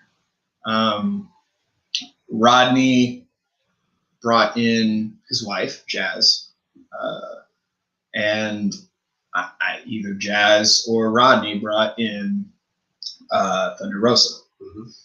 And I don't know the business aspects of what happened, but basically, like, Dog Pound Dojo moves from the Fortress to another location. And so all the students go with them, myself included. And it sucked. It was weird because the new location was like 7 minutes from my house, and the Fortress is like 30. Well, don't we know? And The Fortress is far. We get it. And so I mean, it's close to me, but yeah. And so like, I was still under the impression that both locations were working together. I was still under the impression that Heavy Metal and the Dog Pound was still like a joint venture, and so there was a day where I was at the Dog Pound, right? And one of the students had like something on his mind, and I could tell. Okay. This dude tried to shoot on me. I shot on him right back, and I said, "You better lighten up, motherfucker!" Like,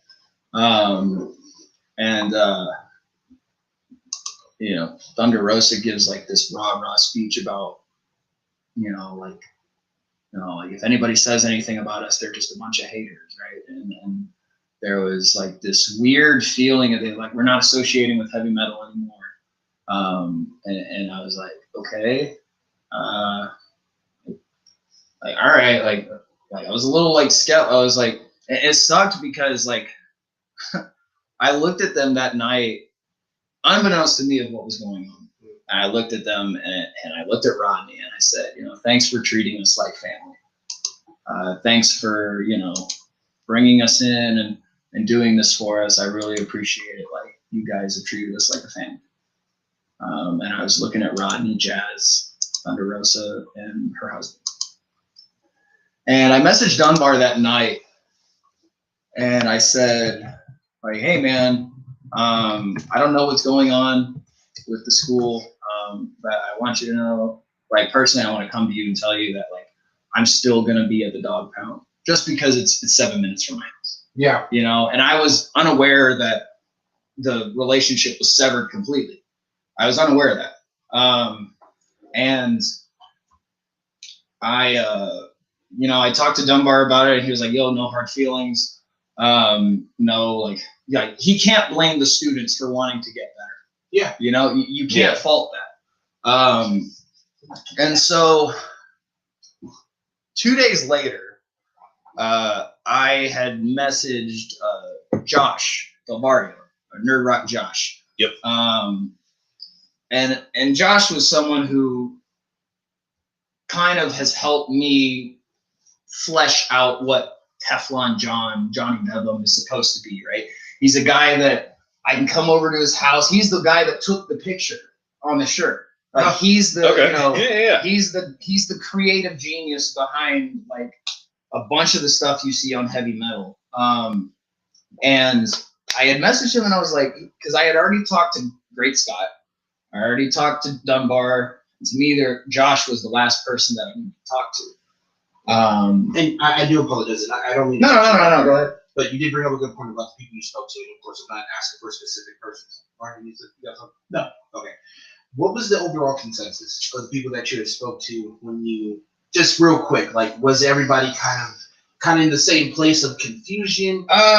So I mean, the inner circle of heavy metal, they know who they are. Yep. They knew what was going on, right? And I'm kind of like, you know, I'm kind of on the outskirts of that inner circle. And not to say that that's a bad thing, but it's just like they have their group chat. They have, like, the things that I'm kind of like, hey, I'll just come in, like, you know, it's one of those business. I'm the guest spot on the sitcom. You know, I'm not in the opening credits. So I kind of, you know, I had talked to Scotty. Scotty was cool with it.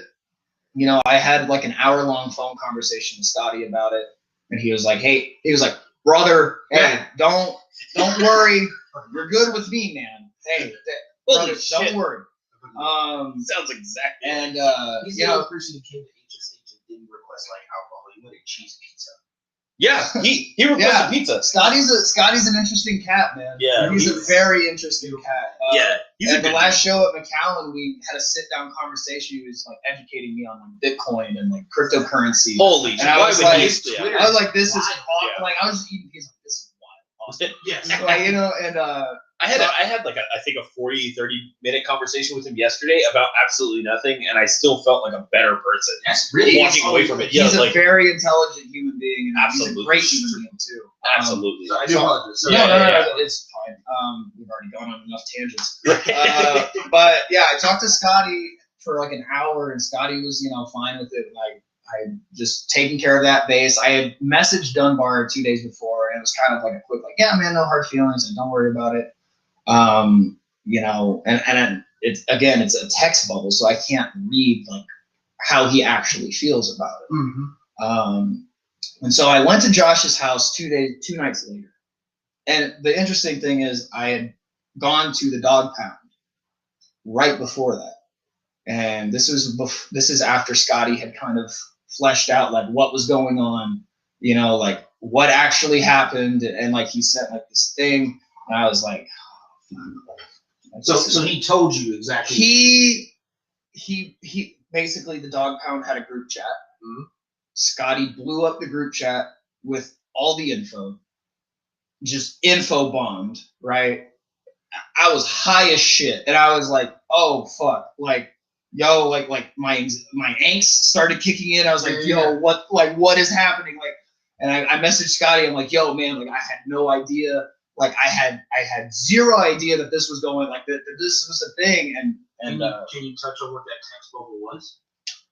It was just basically him going through like how Jazz and Rodney, Thunder Rosa kind of had like, to Scotty it seemed premeditated. Okay. That they would Exile find students and cut out heavy metal and move it to another place. So they were cherry picking. They were poaching. Poaching. Word. And so take your time, Pastor. Yeah. So you know, I went to the dog pound that night, and I looked at Rodney like, Rodney, man, like I could tell that when I walked in, the vibe was a little off, and I was just like, Rodney, hey man, like, was this after the rah from Thunder Rosa? Yeah, this is like the next day or this something? is 2 days after. 2 days after. And so, you know, like I had talked to Rodney, I was like, Rodney, man, I don't feel comfortable being here. Just at least tonight, like give me a little time just to kind of figure out what's going on and whatnot. And he looked at me and he was like, yeah, man, like, don't worry. Like, just let me know when you want to come back. Like, hey, man, like this is like this here. He looked at me, he said, this here between me and you is bigger than all this drama. Right?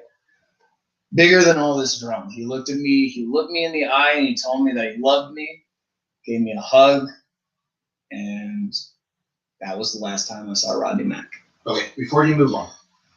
So from the, I'm sorry, No, I mean, I want to hear this too. So before you move on to the next iteration of that, that conversation that you had with Rodney at that time, was there anything in your mind that you were just like, this is bullshit? Was there any actions that were happening with the information that Scott put on there? Honestly, like, did you need to be consoled into like, okay, things are better than what it seems? Honestly, like I couldn't answer that because I was in such a like flux state of mind to where it was like, I don't know who's telling the truth. You know, and to this day, man, like to this day, like still there's that part of me of like, man, I don't know who was telling the truth. Right. Yeah. You know, and I'll never know. And it's just something that I kind of have to live with. You know, but when I talked to Rodney, it was more of like, hey, you have made me a better wrestler. I want to continue to become a better wrestler, right? But I am also loyal to these people that have helped me for the past 2 years, have stuck by my side, right? Gave me a chance to get better. So in a way, it's like, it's literally tug of war for my soul, I guess, if you want to put it in a way. Unbeknownst to them, right? Yeah. They have no idea that Like, I'm thinking. You're going through this mental and emotional roller coaster because you're being pulled from both sides. Yes. Yeah. Because I got to imagine, and because I only know a few of the students or whatever who was in attendance, but I have to imagine that at a certain point that took more of an emotional toll on you than really anybody else, because anybody else could have just cut ties and be like, the thing is, I was the one guy that was at the dog pound that had that relationship with Heaven.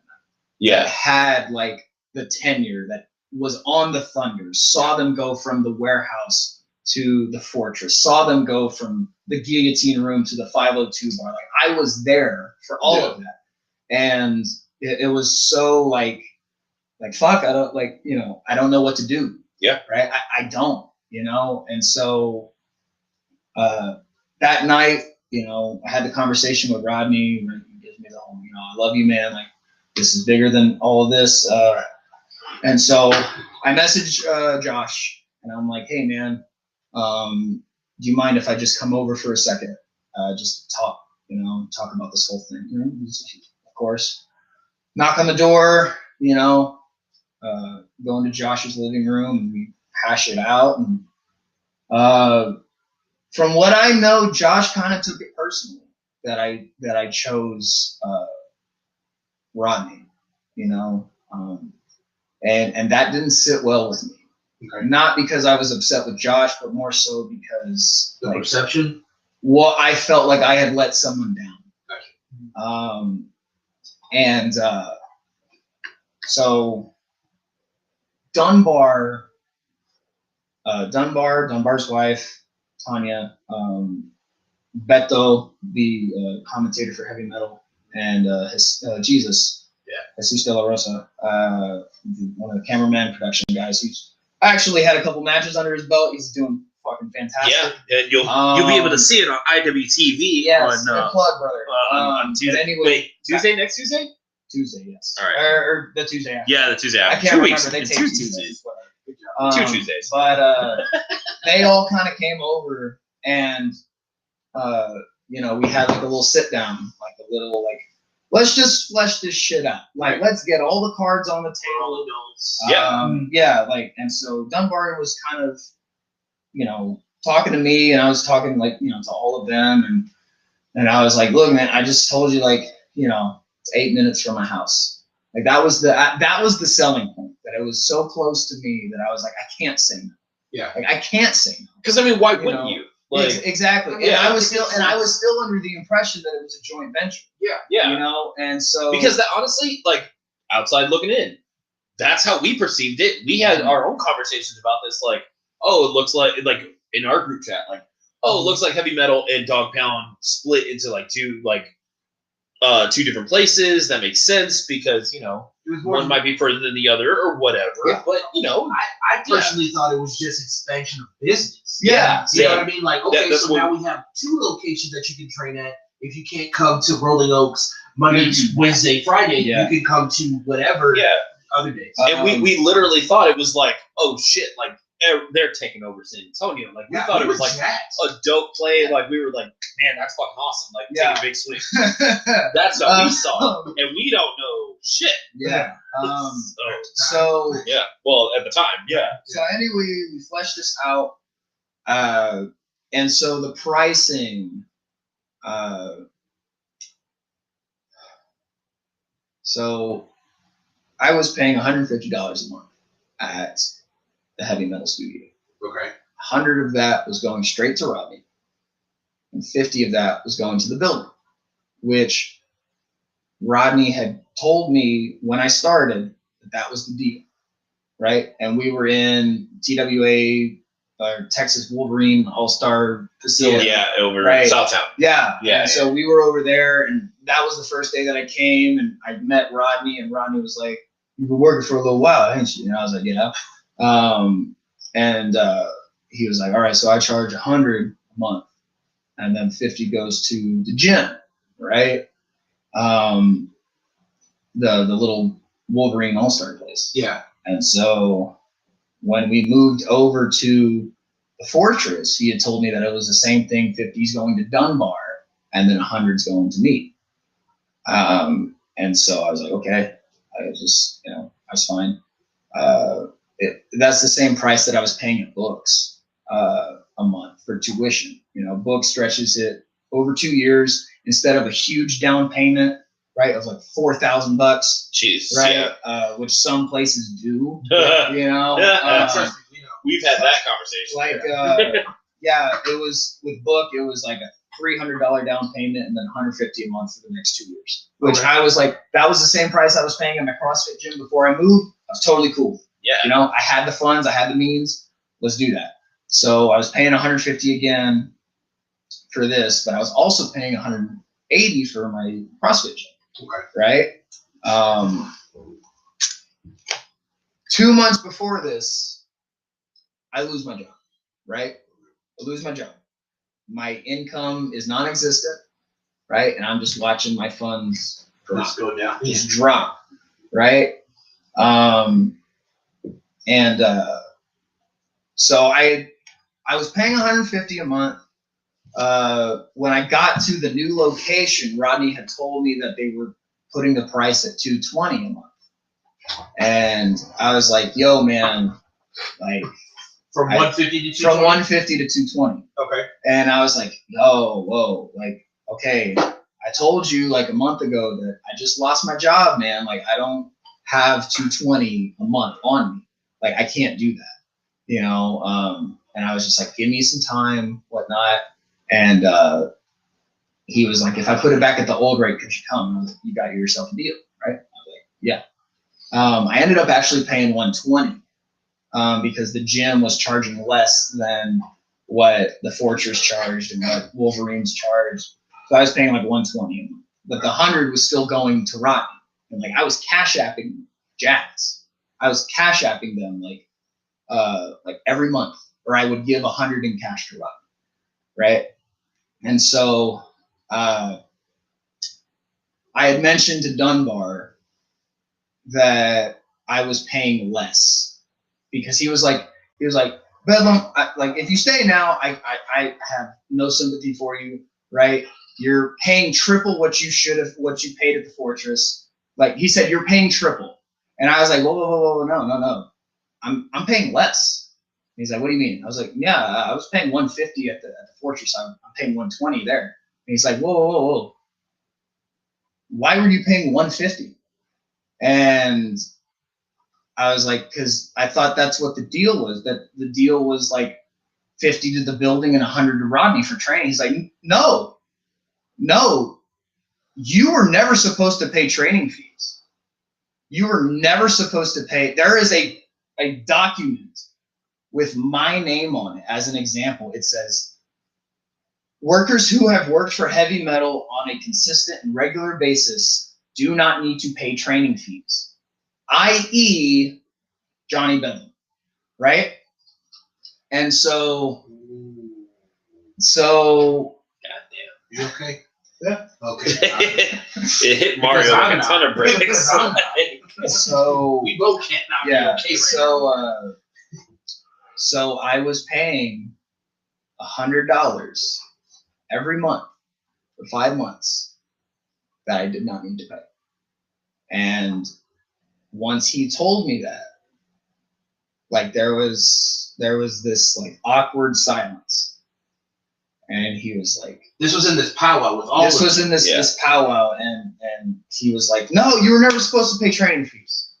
There's a document with your name on it. And like, Did he show you the document? Yeah. Fucking shit. yeah. And So the document specifically said you as an example. yes. I have the screenshot too if you guys want to take a look at it later. Well, no, I believe you, but yeah, I mean,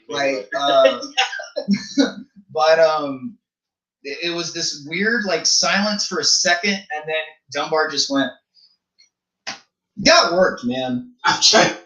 of course, like, of course that no, was. but like it was the most like he realized that I had no idea. You know, he realized that I was dumbfounded, that I didn't have any idea that Rodney had just grabbed it. Yeah. You know, and he felt that. Everybody in the fucking dead silence for 6-7 minutes. So, answer me this if you could. So, when we had the opportunity to see you guys train, right? Rodney was coaching and everybody was there. Yeah. Great Scott was there. There was a number of other people there. Yep. Some of the people that you mentioned who was in that powwow was there in that class. Yeah. Was Great Scott not paying? No. So, I'm sorry. I'm getting upset for you. Yeah. So you mean to tell me that this man who projected the idea that you all were family allowed the fact that you were paying for something that you shouldn't have done when he outright didn't do it for any other people that was in that group that spoke to you? I was foolish to believe that I could trust him. Okay. When he first told me, that was, I thought that was the deal, because why would this dude lie about his own business? Right. And even when we moved, I asked him, like, hey, it's the same thing, right? And he's like, yeah. Bad on my part. But is it though? In a way, like, I don't blame myself, but I can see where I'm at fault. Yeah. I can see where I should have been like, yo, Dylan, like, is this the deal? Hindsight's 20/20. Hindsight's 20/20. Yeah, man. because I mean, you wouldn't have known. Like, why would you think that? Like, why would your mind take you to that spot where you think that, like, you're being worked? Yeah, exactly. And especially with the conversation that you had with the man. And so he, like, Dunbar, tells me, like, you got worked, man. at 6-7 minutes of awkward silence, and I just sat there, you know, like I didn't know what to do. I went into Josh's bathroom and I just stayed there. You know, I stayed there, and I came back out and I looked at Dunbar. I was like, "Show me the document. You know, if you show me the document and it's exactly what you say it is, I'm burning the bridge right now." And he showed it to me, and I was like, to say that I was enraged would be lying, because I was too sad to be mad. I was heartbroken, because literally hours before that, Rodney looked me in the eye and he's like, "I love you." You know,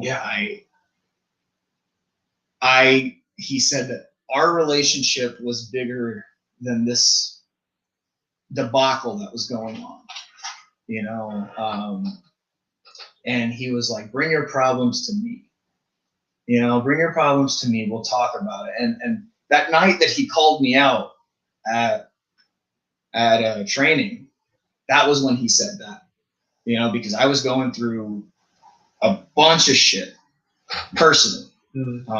And, you know, once he called me out and I did that, I didn't like the way that I felt. I felt, you know, dirty. I felt angry, and I just went to the back and I just, like, I lost it. You know, like I lost it, and he could tell if something was up, and I was just like, "Yo, man, I need to talk to you." And like, he could tell if something was up. He's like, "Hey, man, like, you know, don't worry, just wrap those arms around me." And you know, like he was like a second father, man. You know, allow me to play devil's advocate. Yeah. As I would like to consider us journalism. We do have to stay. We do have to stay neutral-ish. Yeah. Although this is fucked up. Like this is not like this is not something that we like. Yeah, this is not something that we take fucking lightly. Like we have from the start we have said we want this business to be fucking better. We want, if we could do anything in this fucking business, we need to be honest with ourselves. We need to be honest with what we're doing. Yeah. So we don't want to make it like, yo, like, oh, this is like, you know, oh, we're having a good time, like everything's fine. No. We know everything's not. No, there's things behind the curtain that suck. There's things behind the curtain that are actually great, and we want to shed a light on. Anyways, go ahead. Yeah. So for a comment. So in the situations where Rodney saw that you were struggling, right, and that you needed somebody to speak to, right, essentially not necessarily physically to cry on, but you know the idea thereof of the shoulder. Do you think in that time that he was speaking to you and trying to help you, that was a true moment, or do you feel as though this was something that could be potentially an extended cover up of what was going on? God, that's a really fucking crazy thought, isn't it? Well, because let's think about it, right? If I was under the mental capacity of that, I know that I'm putting this person, I'm working this person, but at the same time, I'm providing them with the opportunity and the training to make themselves a better worker, a better wrestler, and it is showing. On one hand, yeah, I'm working you over, but on the other hand, I'm kind of molding you into be a little bit better. You know, I think that's not a question for me. Okay. I think that's a question that you have to ask Rodney. Well, how do you think you would respond? I don't know. How would you respond? How would I respond?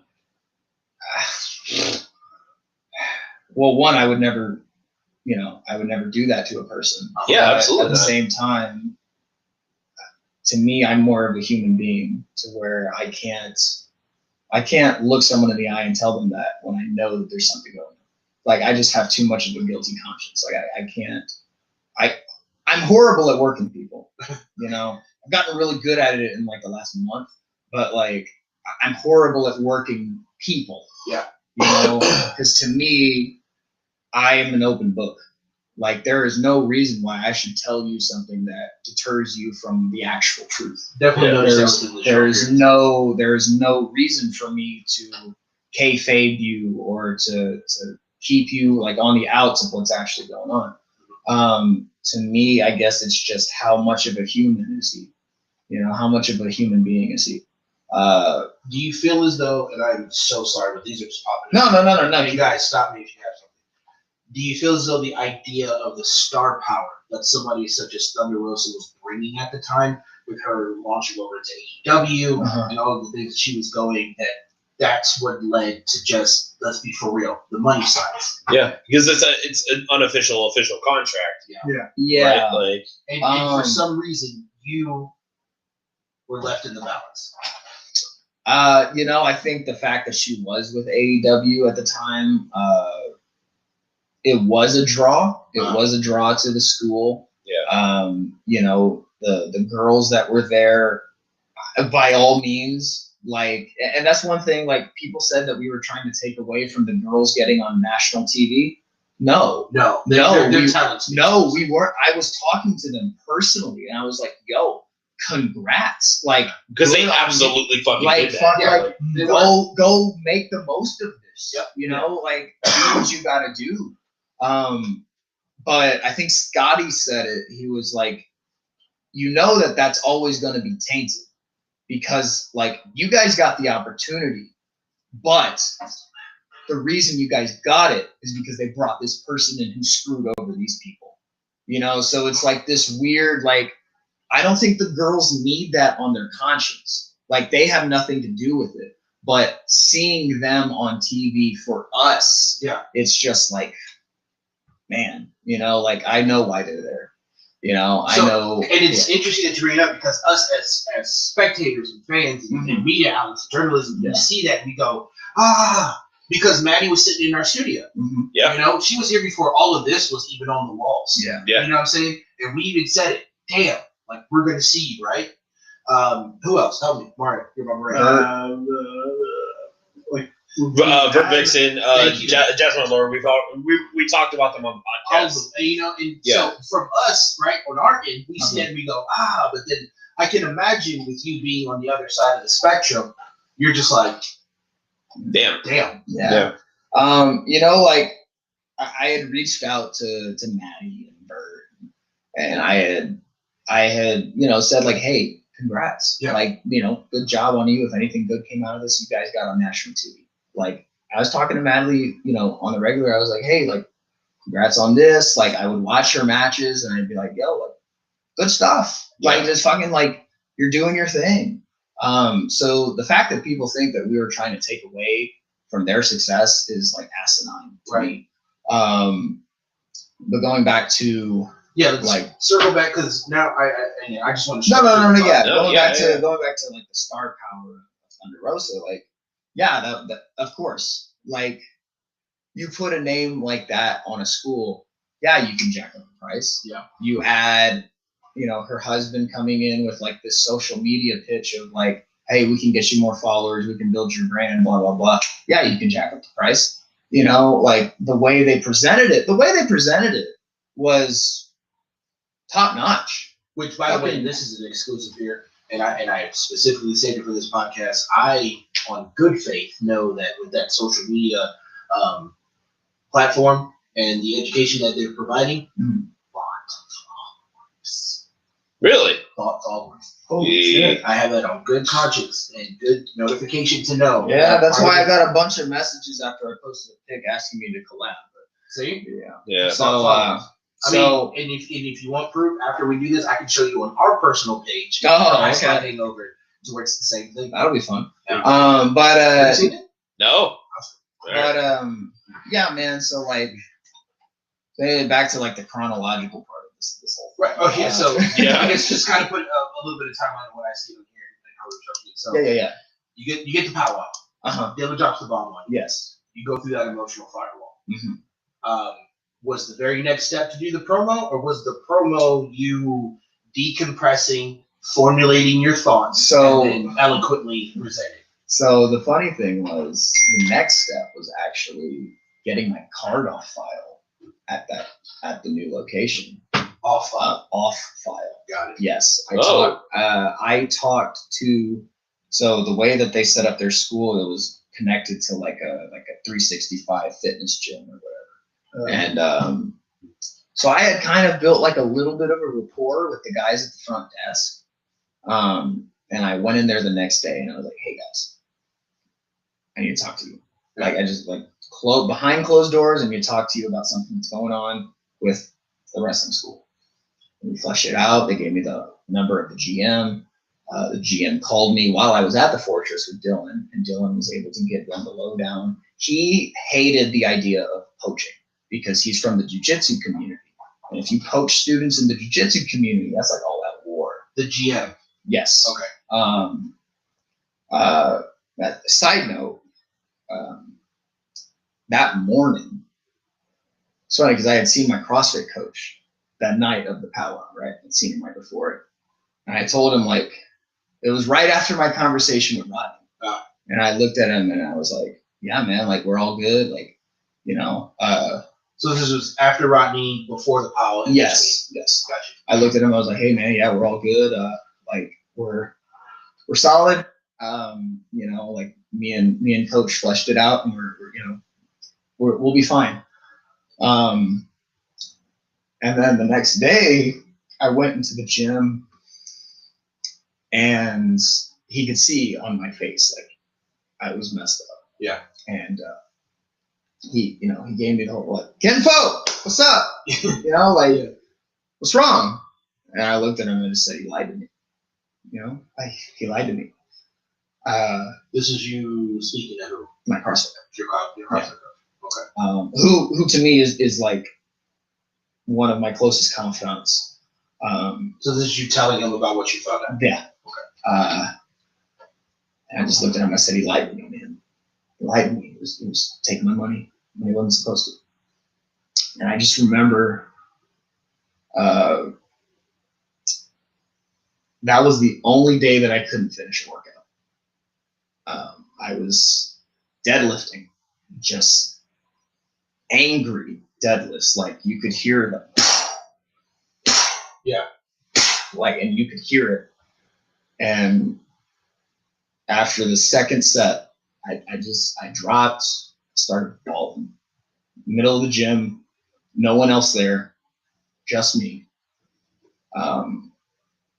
Started crying my eyes out, man, because like that's trust. That's trust that is broken. Like, you know, how you look at yourself and you're like, how stupid can I be? How foolish of me to think that this person who I never met before had my best interest at heart. You know, it jaded wrestling for me. It really did. And I was bawling in the middle of that gym, and my coach comes up to me, just wraps his arms around me. He said, we're going to be fine. You know, don't worry. Like, I got you. And it was so hard for me to believe him. Yeah. Because the last person who said that to me did me wrong. But that's a guy that I know is, because we've had a relationship going on 5 years now, where I can go to him for anything. You know, he's got my back. He is the OG Johnny Bedlam. Like, the way that I wanted to present myself at first was directly from him. You know, he's the owner of Bedlam CrossFit. Like, he is the guy who I told I wanted to be a pro wrestler, and he did everything that he possibly could for me to make sure I was in the best shape that I could be in when I went to Booker's and I won that camp. I came back the next Monday, and everybody in that place was fucking ecstatic because they knew how much it meant to me, and it meant that much more to them because they saw me as a kid who had a dream and did the shit that he wanted to do. There you go. And that's a guy that I know is fucking for real. Yeah. And so, you know, like, he gives me that big hug. He's like, we'll be all right. You know, don't worry. You got me. You know, you got me and my wife and the coaches here, the community here. So we do the meeting with the GM over the phone. And once we get done with that, I'm at the Fortress at this point. I just look at Dylan and I'm go, I need to get out of here, man. I need a vacation. And my vacation was to reality of wrestling. And I got to go back and see my friends wrestle. You know, I just needed something to bring me joy back. Like bring me back the joy that I had when I first, you know, got into the business, and seeing my friends wrestle did that. Guys who I, you know, shared hotel rooms with, shared cars with, shared late night training sessions with. Like those are the guys that I consider family to me in the wrestling business. And it's really hard to say that about people in the business. But a lot of the guys there at Row, you know, I would do anything for. And Maddie was actually there at that show. She was booked, and we had a good conversation about what was going on. You know, so Can you comment on her take of the situation? So obviously she has different priorities than I do. Right. She has different allegiances. She has different ties. You know, and I can't fault her for that. Right. I can't. But we had a very good conversation about it. You know, it wasn't like, oh, well, you're fucking dumb for staying there. Well, you're fucking dumb for, like, it wasn't that. You know, we talked about it, and like we kept in contact after that. Like it was fine. Like, you know, and that gave me a little peace, because it was like, okay, this thing isn't going to affect your personal, like your relationships with everybody there. You know, like it's not going to affect, like they see beyond that shit. They look at you as a human being. Cool. All right. And so I stayed in Houston for the next like 4 days. All right. Just getting away, just running from my problems pretty much. And I come back and I go to the Fortress, like it was a Wednesday, I think. And I could just feel that nobody wanted to be there, you know. Even seeing Dylan, Jesus, Beto, everybody felt wronged. Everybody felt, you know, like everybody felt like they had something to say, but they didn't know how to say it. And we were painting the entranceway. They were doing like the brick layover with the caulk and whatnot. And he was like, yeah, man, we're just basically ripping off ECW at this point. You know, just like, and just basically, and like, that kind of gave me the idea. And I was like, To do a Paulie Dangerous. I was like, well, you want to pay homage to ECW? Let me be your Cactus Jack. Give me the Cactus Jack promo. You know, just put a camera in front of my face and let me spew. And he said, you got that in you? And I looked at him and I was like, yeah. So I went home that night, opened up a pen and paper, wrote it down, had it ready the next day. Next day we filmed it. And we filmed it in one take. There were people there. Scott, Ruben Steele, Adam, Prince Adam. Yep. Roland, which, by the way, shout out to Roland Duran, Yep. greatest wrestling photographer I've ever seen. Tell me about it. Roland was there. Pistolero was there. Just guys that were in the thick of it also. And they sat in a line and watched me cut it. And to me, it wasn't just the Rodney situation. It was everything that I had dealt with over the past 3 years of just knowing your place, you know, not speaking unless spoken to, watching, you know, people get booked on shows because they're tight with the promoter and they don't know what they're doing. I watched my best friend, my tag team partner, Connor Crump, right? What a name. I watched his passion for wrestling, like literally drained, like right in front of me. There was a show in McAllen where these two guys just were the shits, the drizzling shits. And they fucked Connor up. Like, they did a move that they said they had never heard anybody with. It was the DIY double knees, hit Connor in both temples. And I saw it, and I was pissed. I grabbed one of them, I threw him to the outside, posted him, and I didn't fucking hold back on that fucking post either. Kneed him in the back of the head. I was like, motherfucker, don't you ever say that you can't, like, that you can do something that you can't do, you know? And we were fucking livid. I was livid. I was pissed. I was upset because it wasn't like me. It was someone that I cared about that was getting fucked over, you know? And we're there, and he's got an ice pack on his head, and we get to the, like, we're just sitting there. He looks at me and he goes, I think I'm done, man. You know, and I was just like, fuck, man. Like that's something that I'll never get over. I'll never get over the idea of seeing just someone's like dream, like the thing that they wanted more than anything in the world, like just fucking leave. Just leave their body. Like, just like, I don't want this anymore. You know, like right in front of me. And he rode back to San Antonio with sunglasses on the whole time.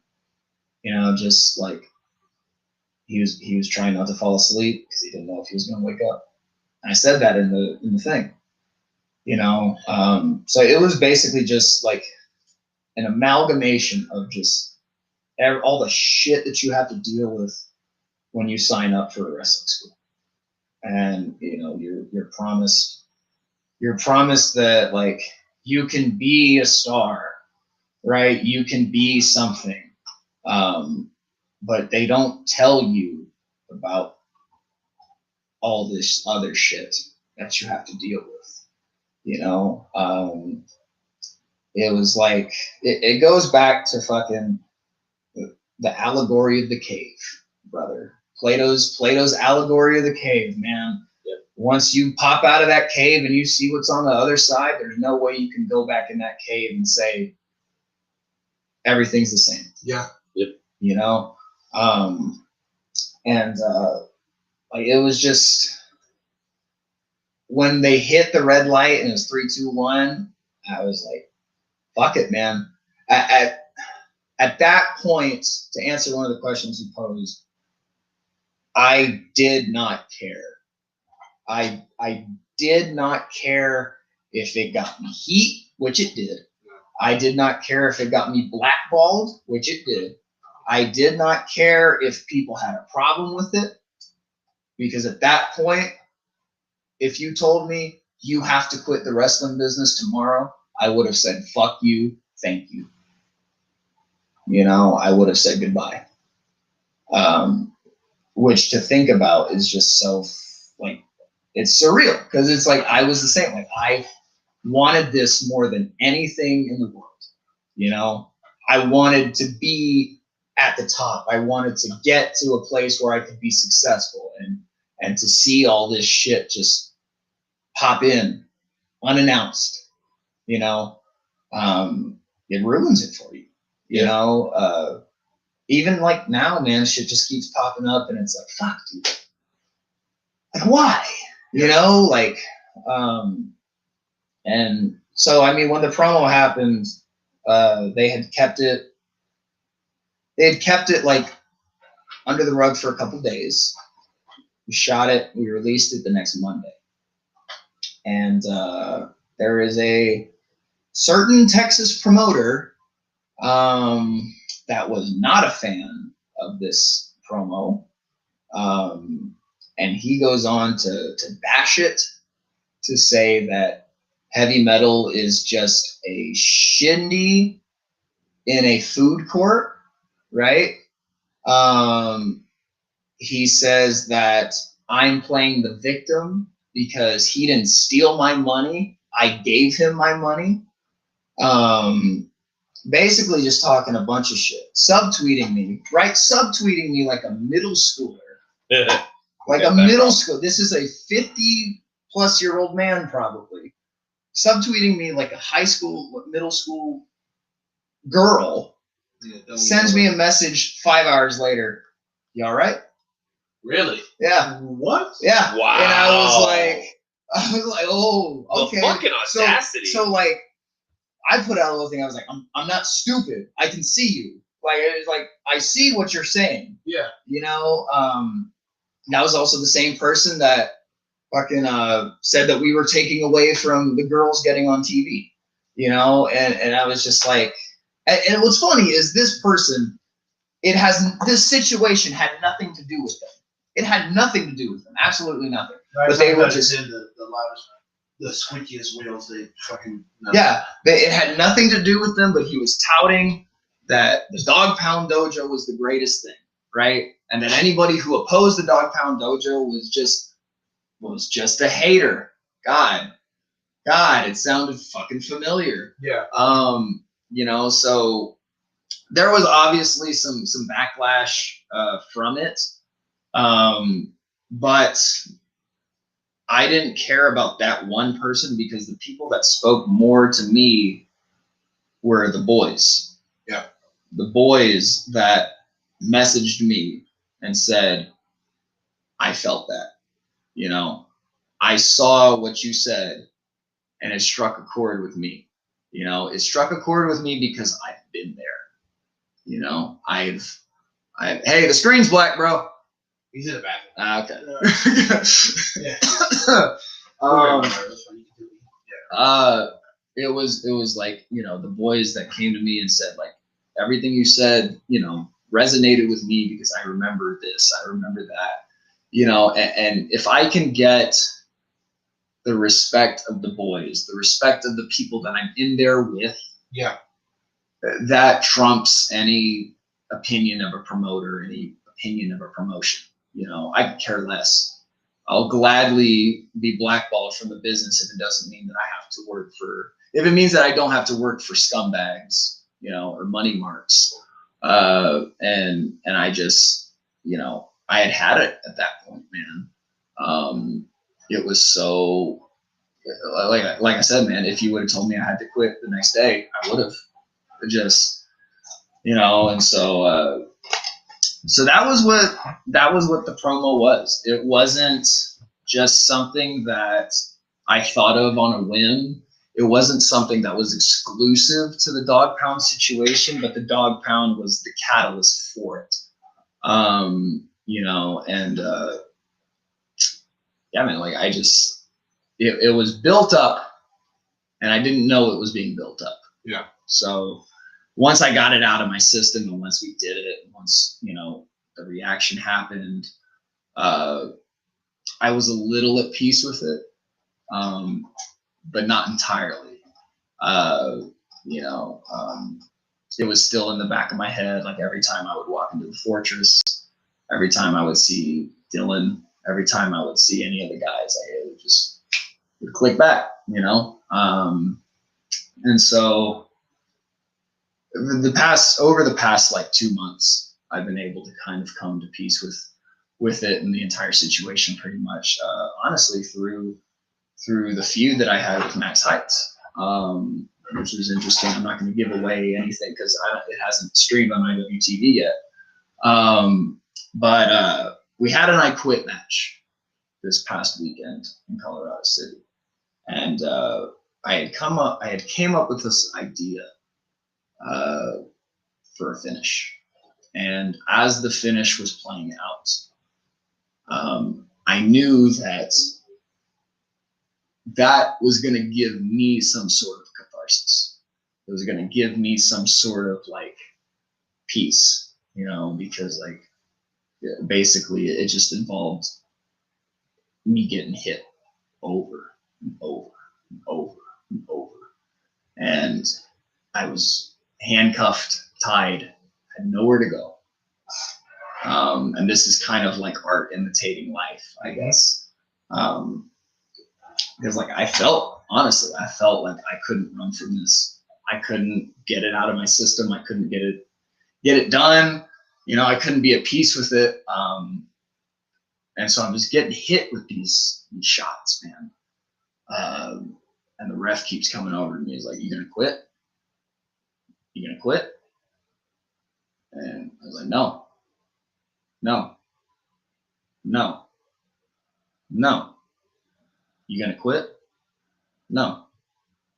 And I didn't quit, you know, which to me was like every shot just sent like flash of like what happened, you know. Every shot had something that carried with it, you know. It was a moment for me. I could give two fucks what anybody else thinks about that finish. I could give two fucks what anybody thinks about that match. That's the most important match that I've ever done, because it was very personal to me. It was very personal to what I had been going through on a professional and a personal level. So to me, that finally gave me the out. Finally gave me the peace that I needed to just move on. You know, I'm so sick of dwelling on the dog pound. I'm so sick of dwelling on being wronged. You know, I just, to me, like, again, like I said at the beginning, man, there are things in the universe right now that are telling me that I'm exactly where I need to be. And again, the best part of the journey is the journey. So if this is part of my journey, hell, it's going to be a hell of a story to tell one day. That's good, and that leads me into that question. So where are you now? Where now that you've had your catharsis with that match with Matt Tice and your feud with him, where does that leave you? Do you feel like every time you step in that ring, it's different? Like, do you feel at least a little reborn? Do you feel rejuvenated? Do you feel refreshed? What's going on in your mind? Because I know it has to think like it has to weigh on you a little bit. Just coming out of the curtain, lacing up your boots, putting on your gear. But when you walk out, you hear your music, you get into the ring. Do you feel lighter? Do you feel like there's not as much weighing on you? Do you feel less pressure from all of that? Because that's a tough place to come back from. Honestly, I can't see many people coming back from something like that. Like, that takes an emotional and physical toll. You want the gimmick answer? No, I want the real answer. Like, the gimmick answer and the real answer are the same. Okay, yeah. I feel like Teflon John.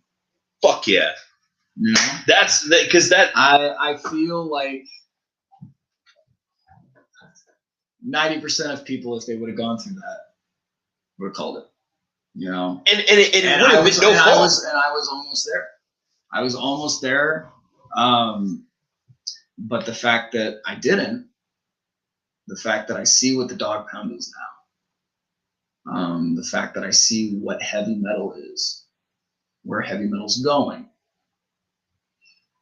This match that I had with Tommy Bolton sealed the deal of, like, any shit that you might have tried to pull, you can't touch me with it. Because, motherfucker, I am over like Rover in that building. And it reassured me that I'm good at what I do. Yeah. Very good at what I do. There's a lot of guys that will naysay and will say that, you know, I'm being unprofessional.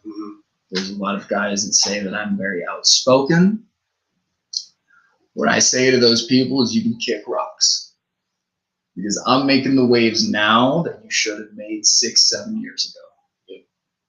There's nobody that can tell me that I'm not doing what I need to do to get to where I want to be. There's nobody that can tell me that. And there's nobody that works the way I do. There's nobody that talks the way I do, even if they want to say that they do, right? I could never walk a mile in their shoes, but they sure as shit can never walk a mile in mine. All right? Everybody in the wrestling business has a story. Everybody has a struggle. Everybody. But my struggle is not the same as yours. So before you judge me, before you tell me that I'm unprofessional, before you tell me that I need to keep my mouth shut, try going through what I've gone through. Try it. See if you'd end up the same way. And I will gladly put the shoe on the other foot. I will try and go through what you've gone through. I guarantee you, I would end up the same way as you did. You know, because we're all human beings. We're at the end of the day, we're all humans who are pretending to be wrestlers. You know, so this idea that you have to act a certain way, that you have to make the right people happy. Fuck that. Fuck that. To me, like you guys said, I want this business to be better than how I found it when I leave it. And I will make sure of it down the line that I do everything in my power to make sure that this business is better than how I found it. And that's on God. That's on God. John, there's a couple things I want to say to you, but I don't want to do it. I want to do it to you personally. I will say this, though. This whole conversation wasn't like that.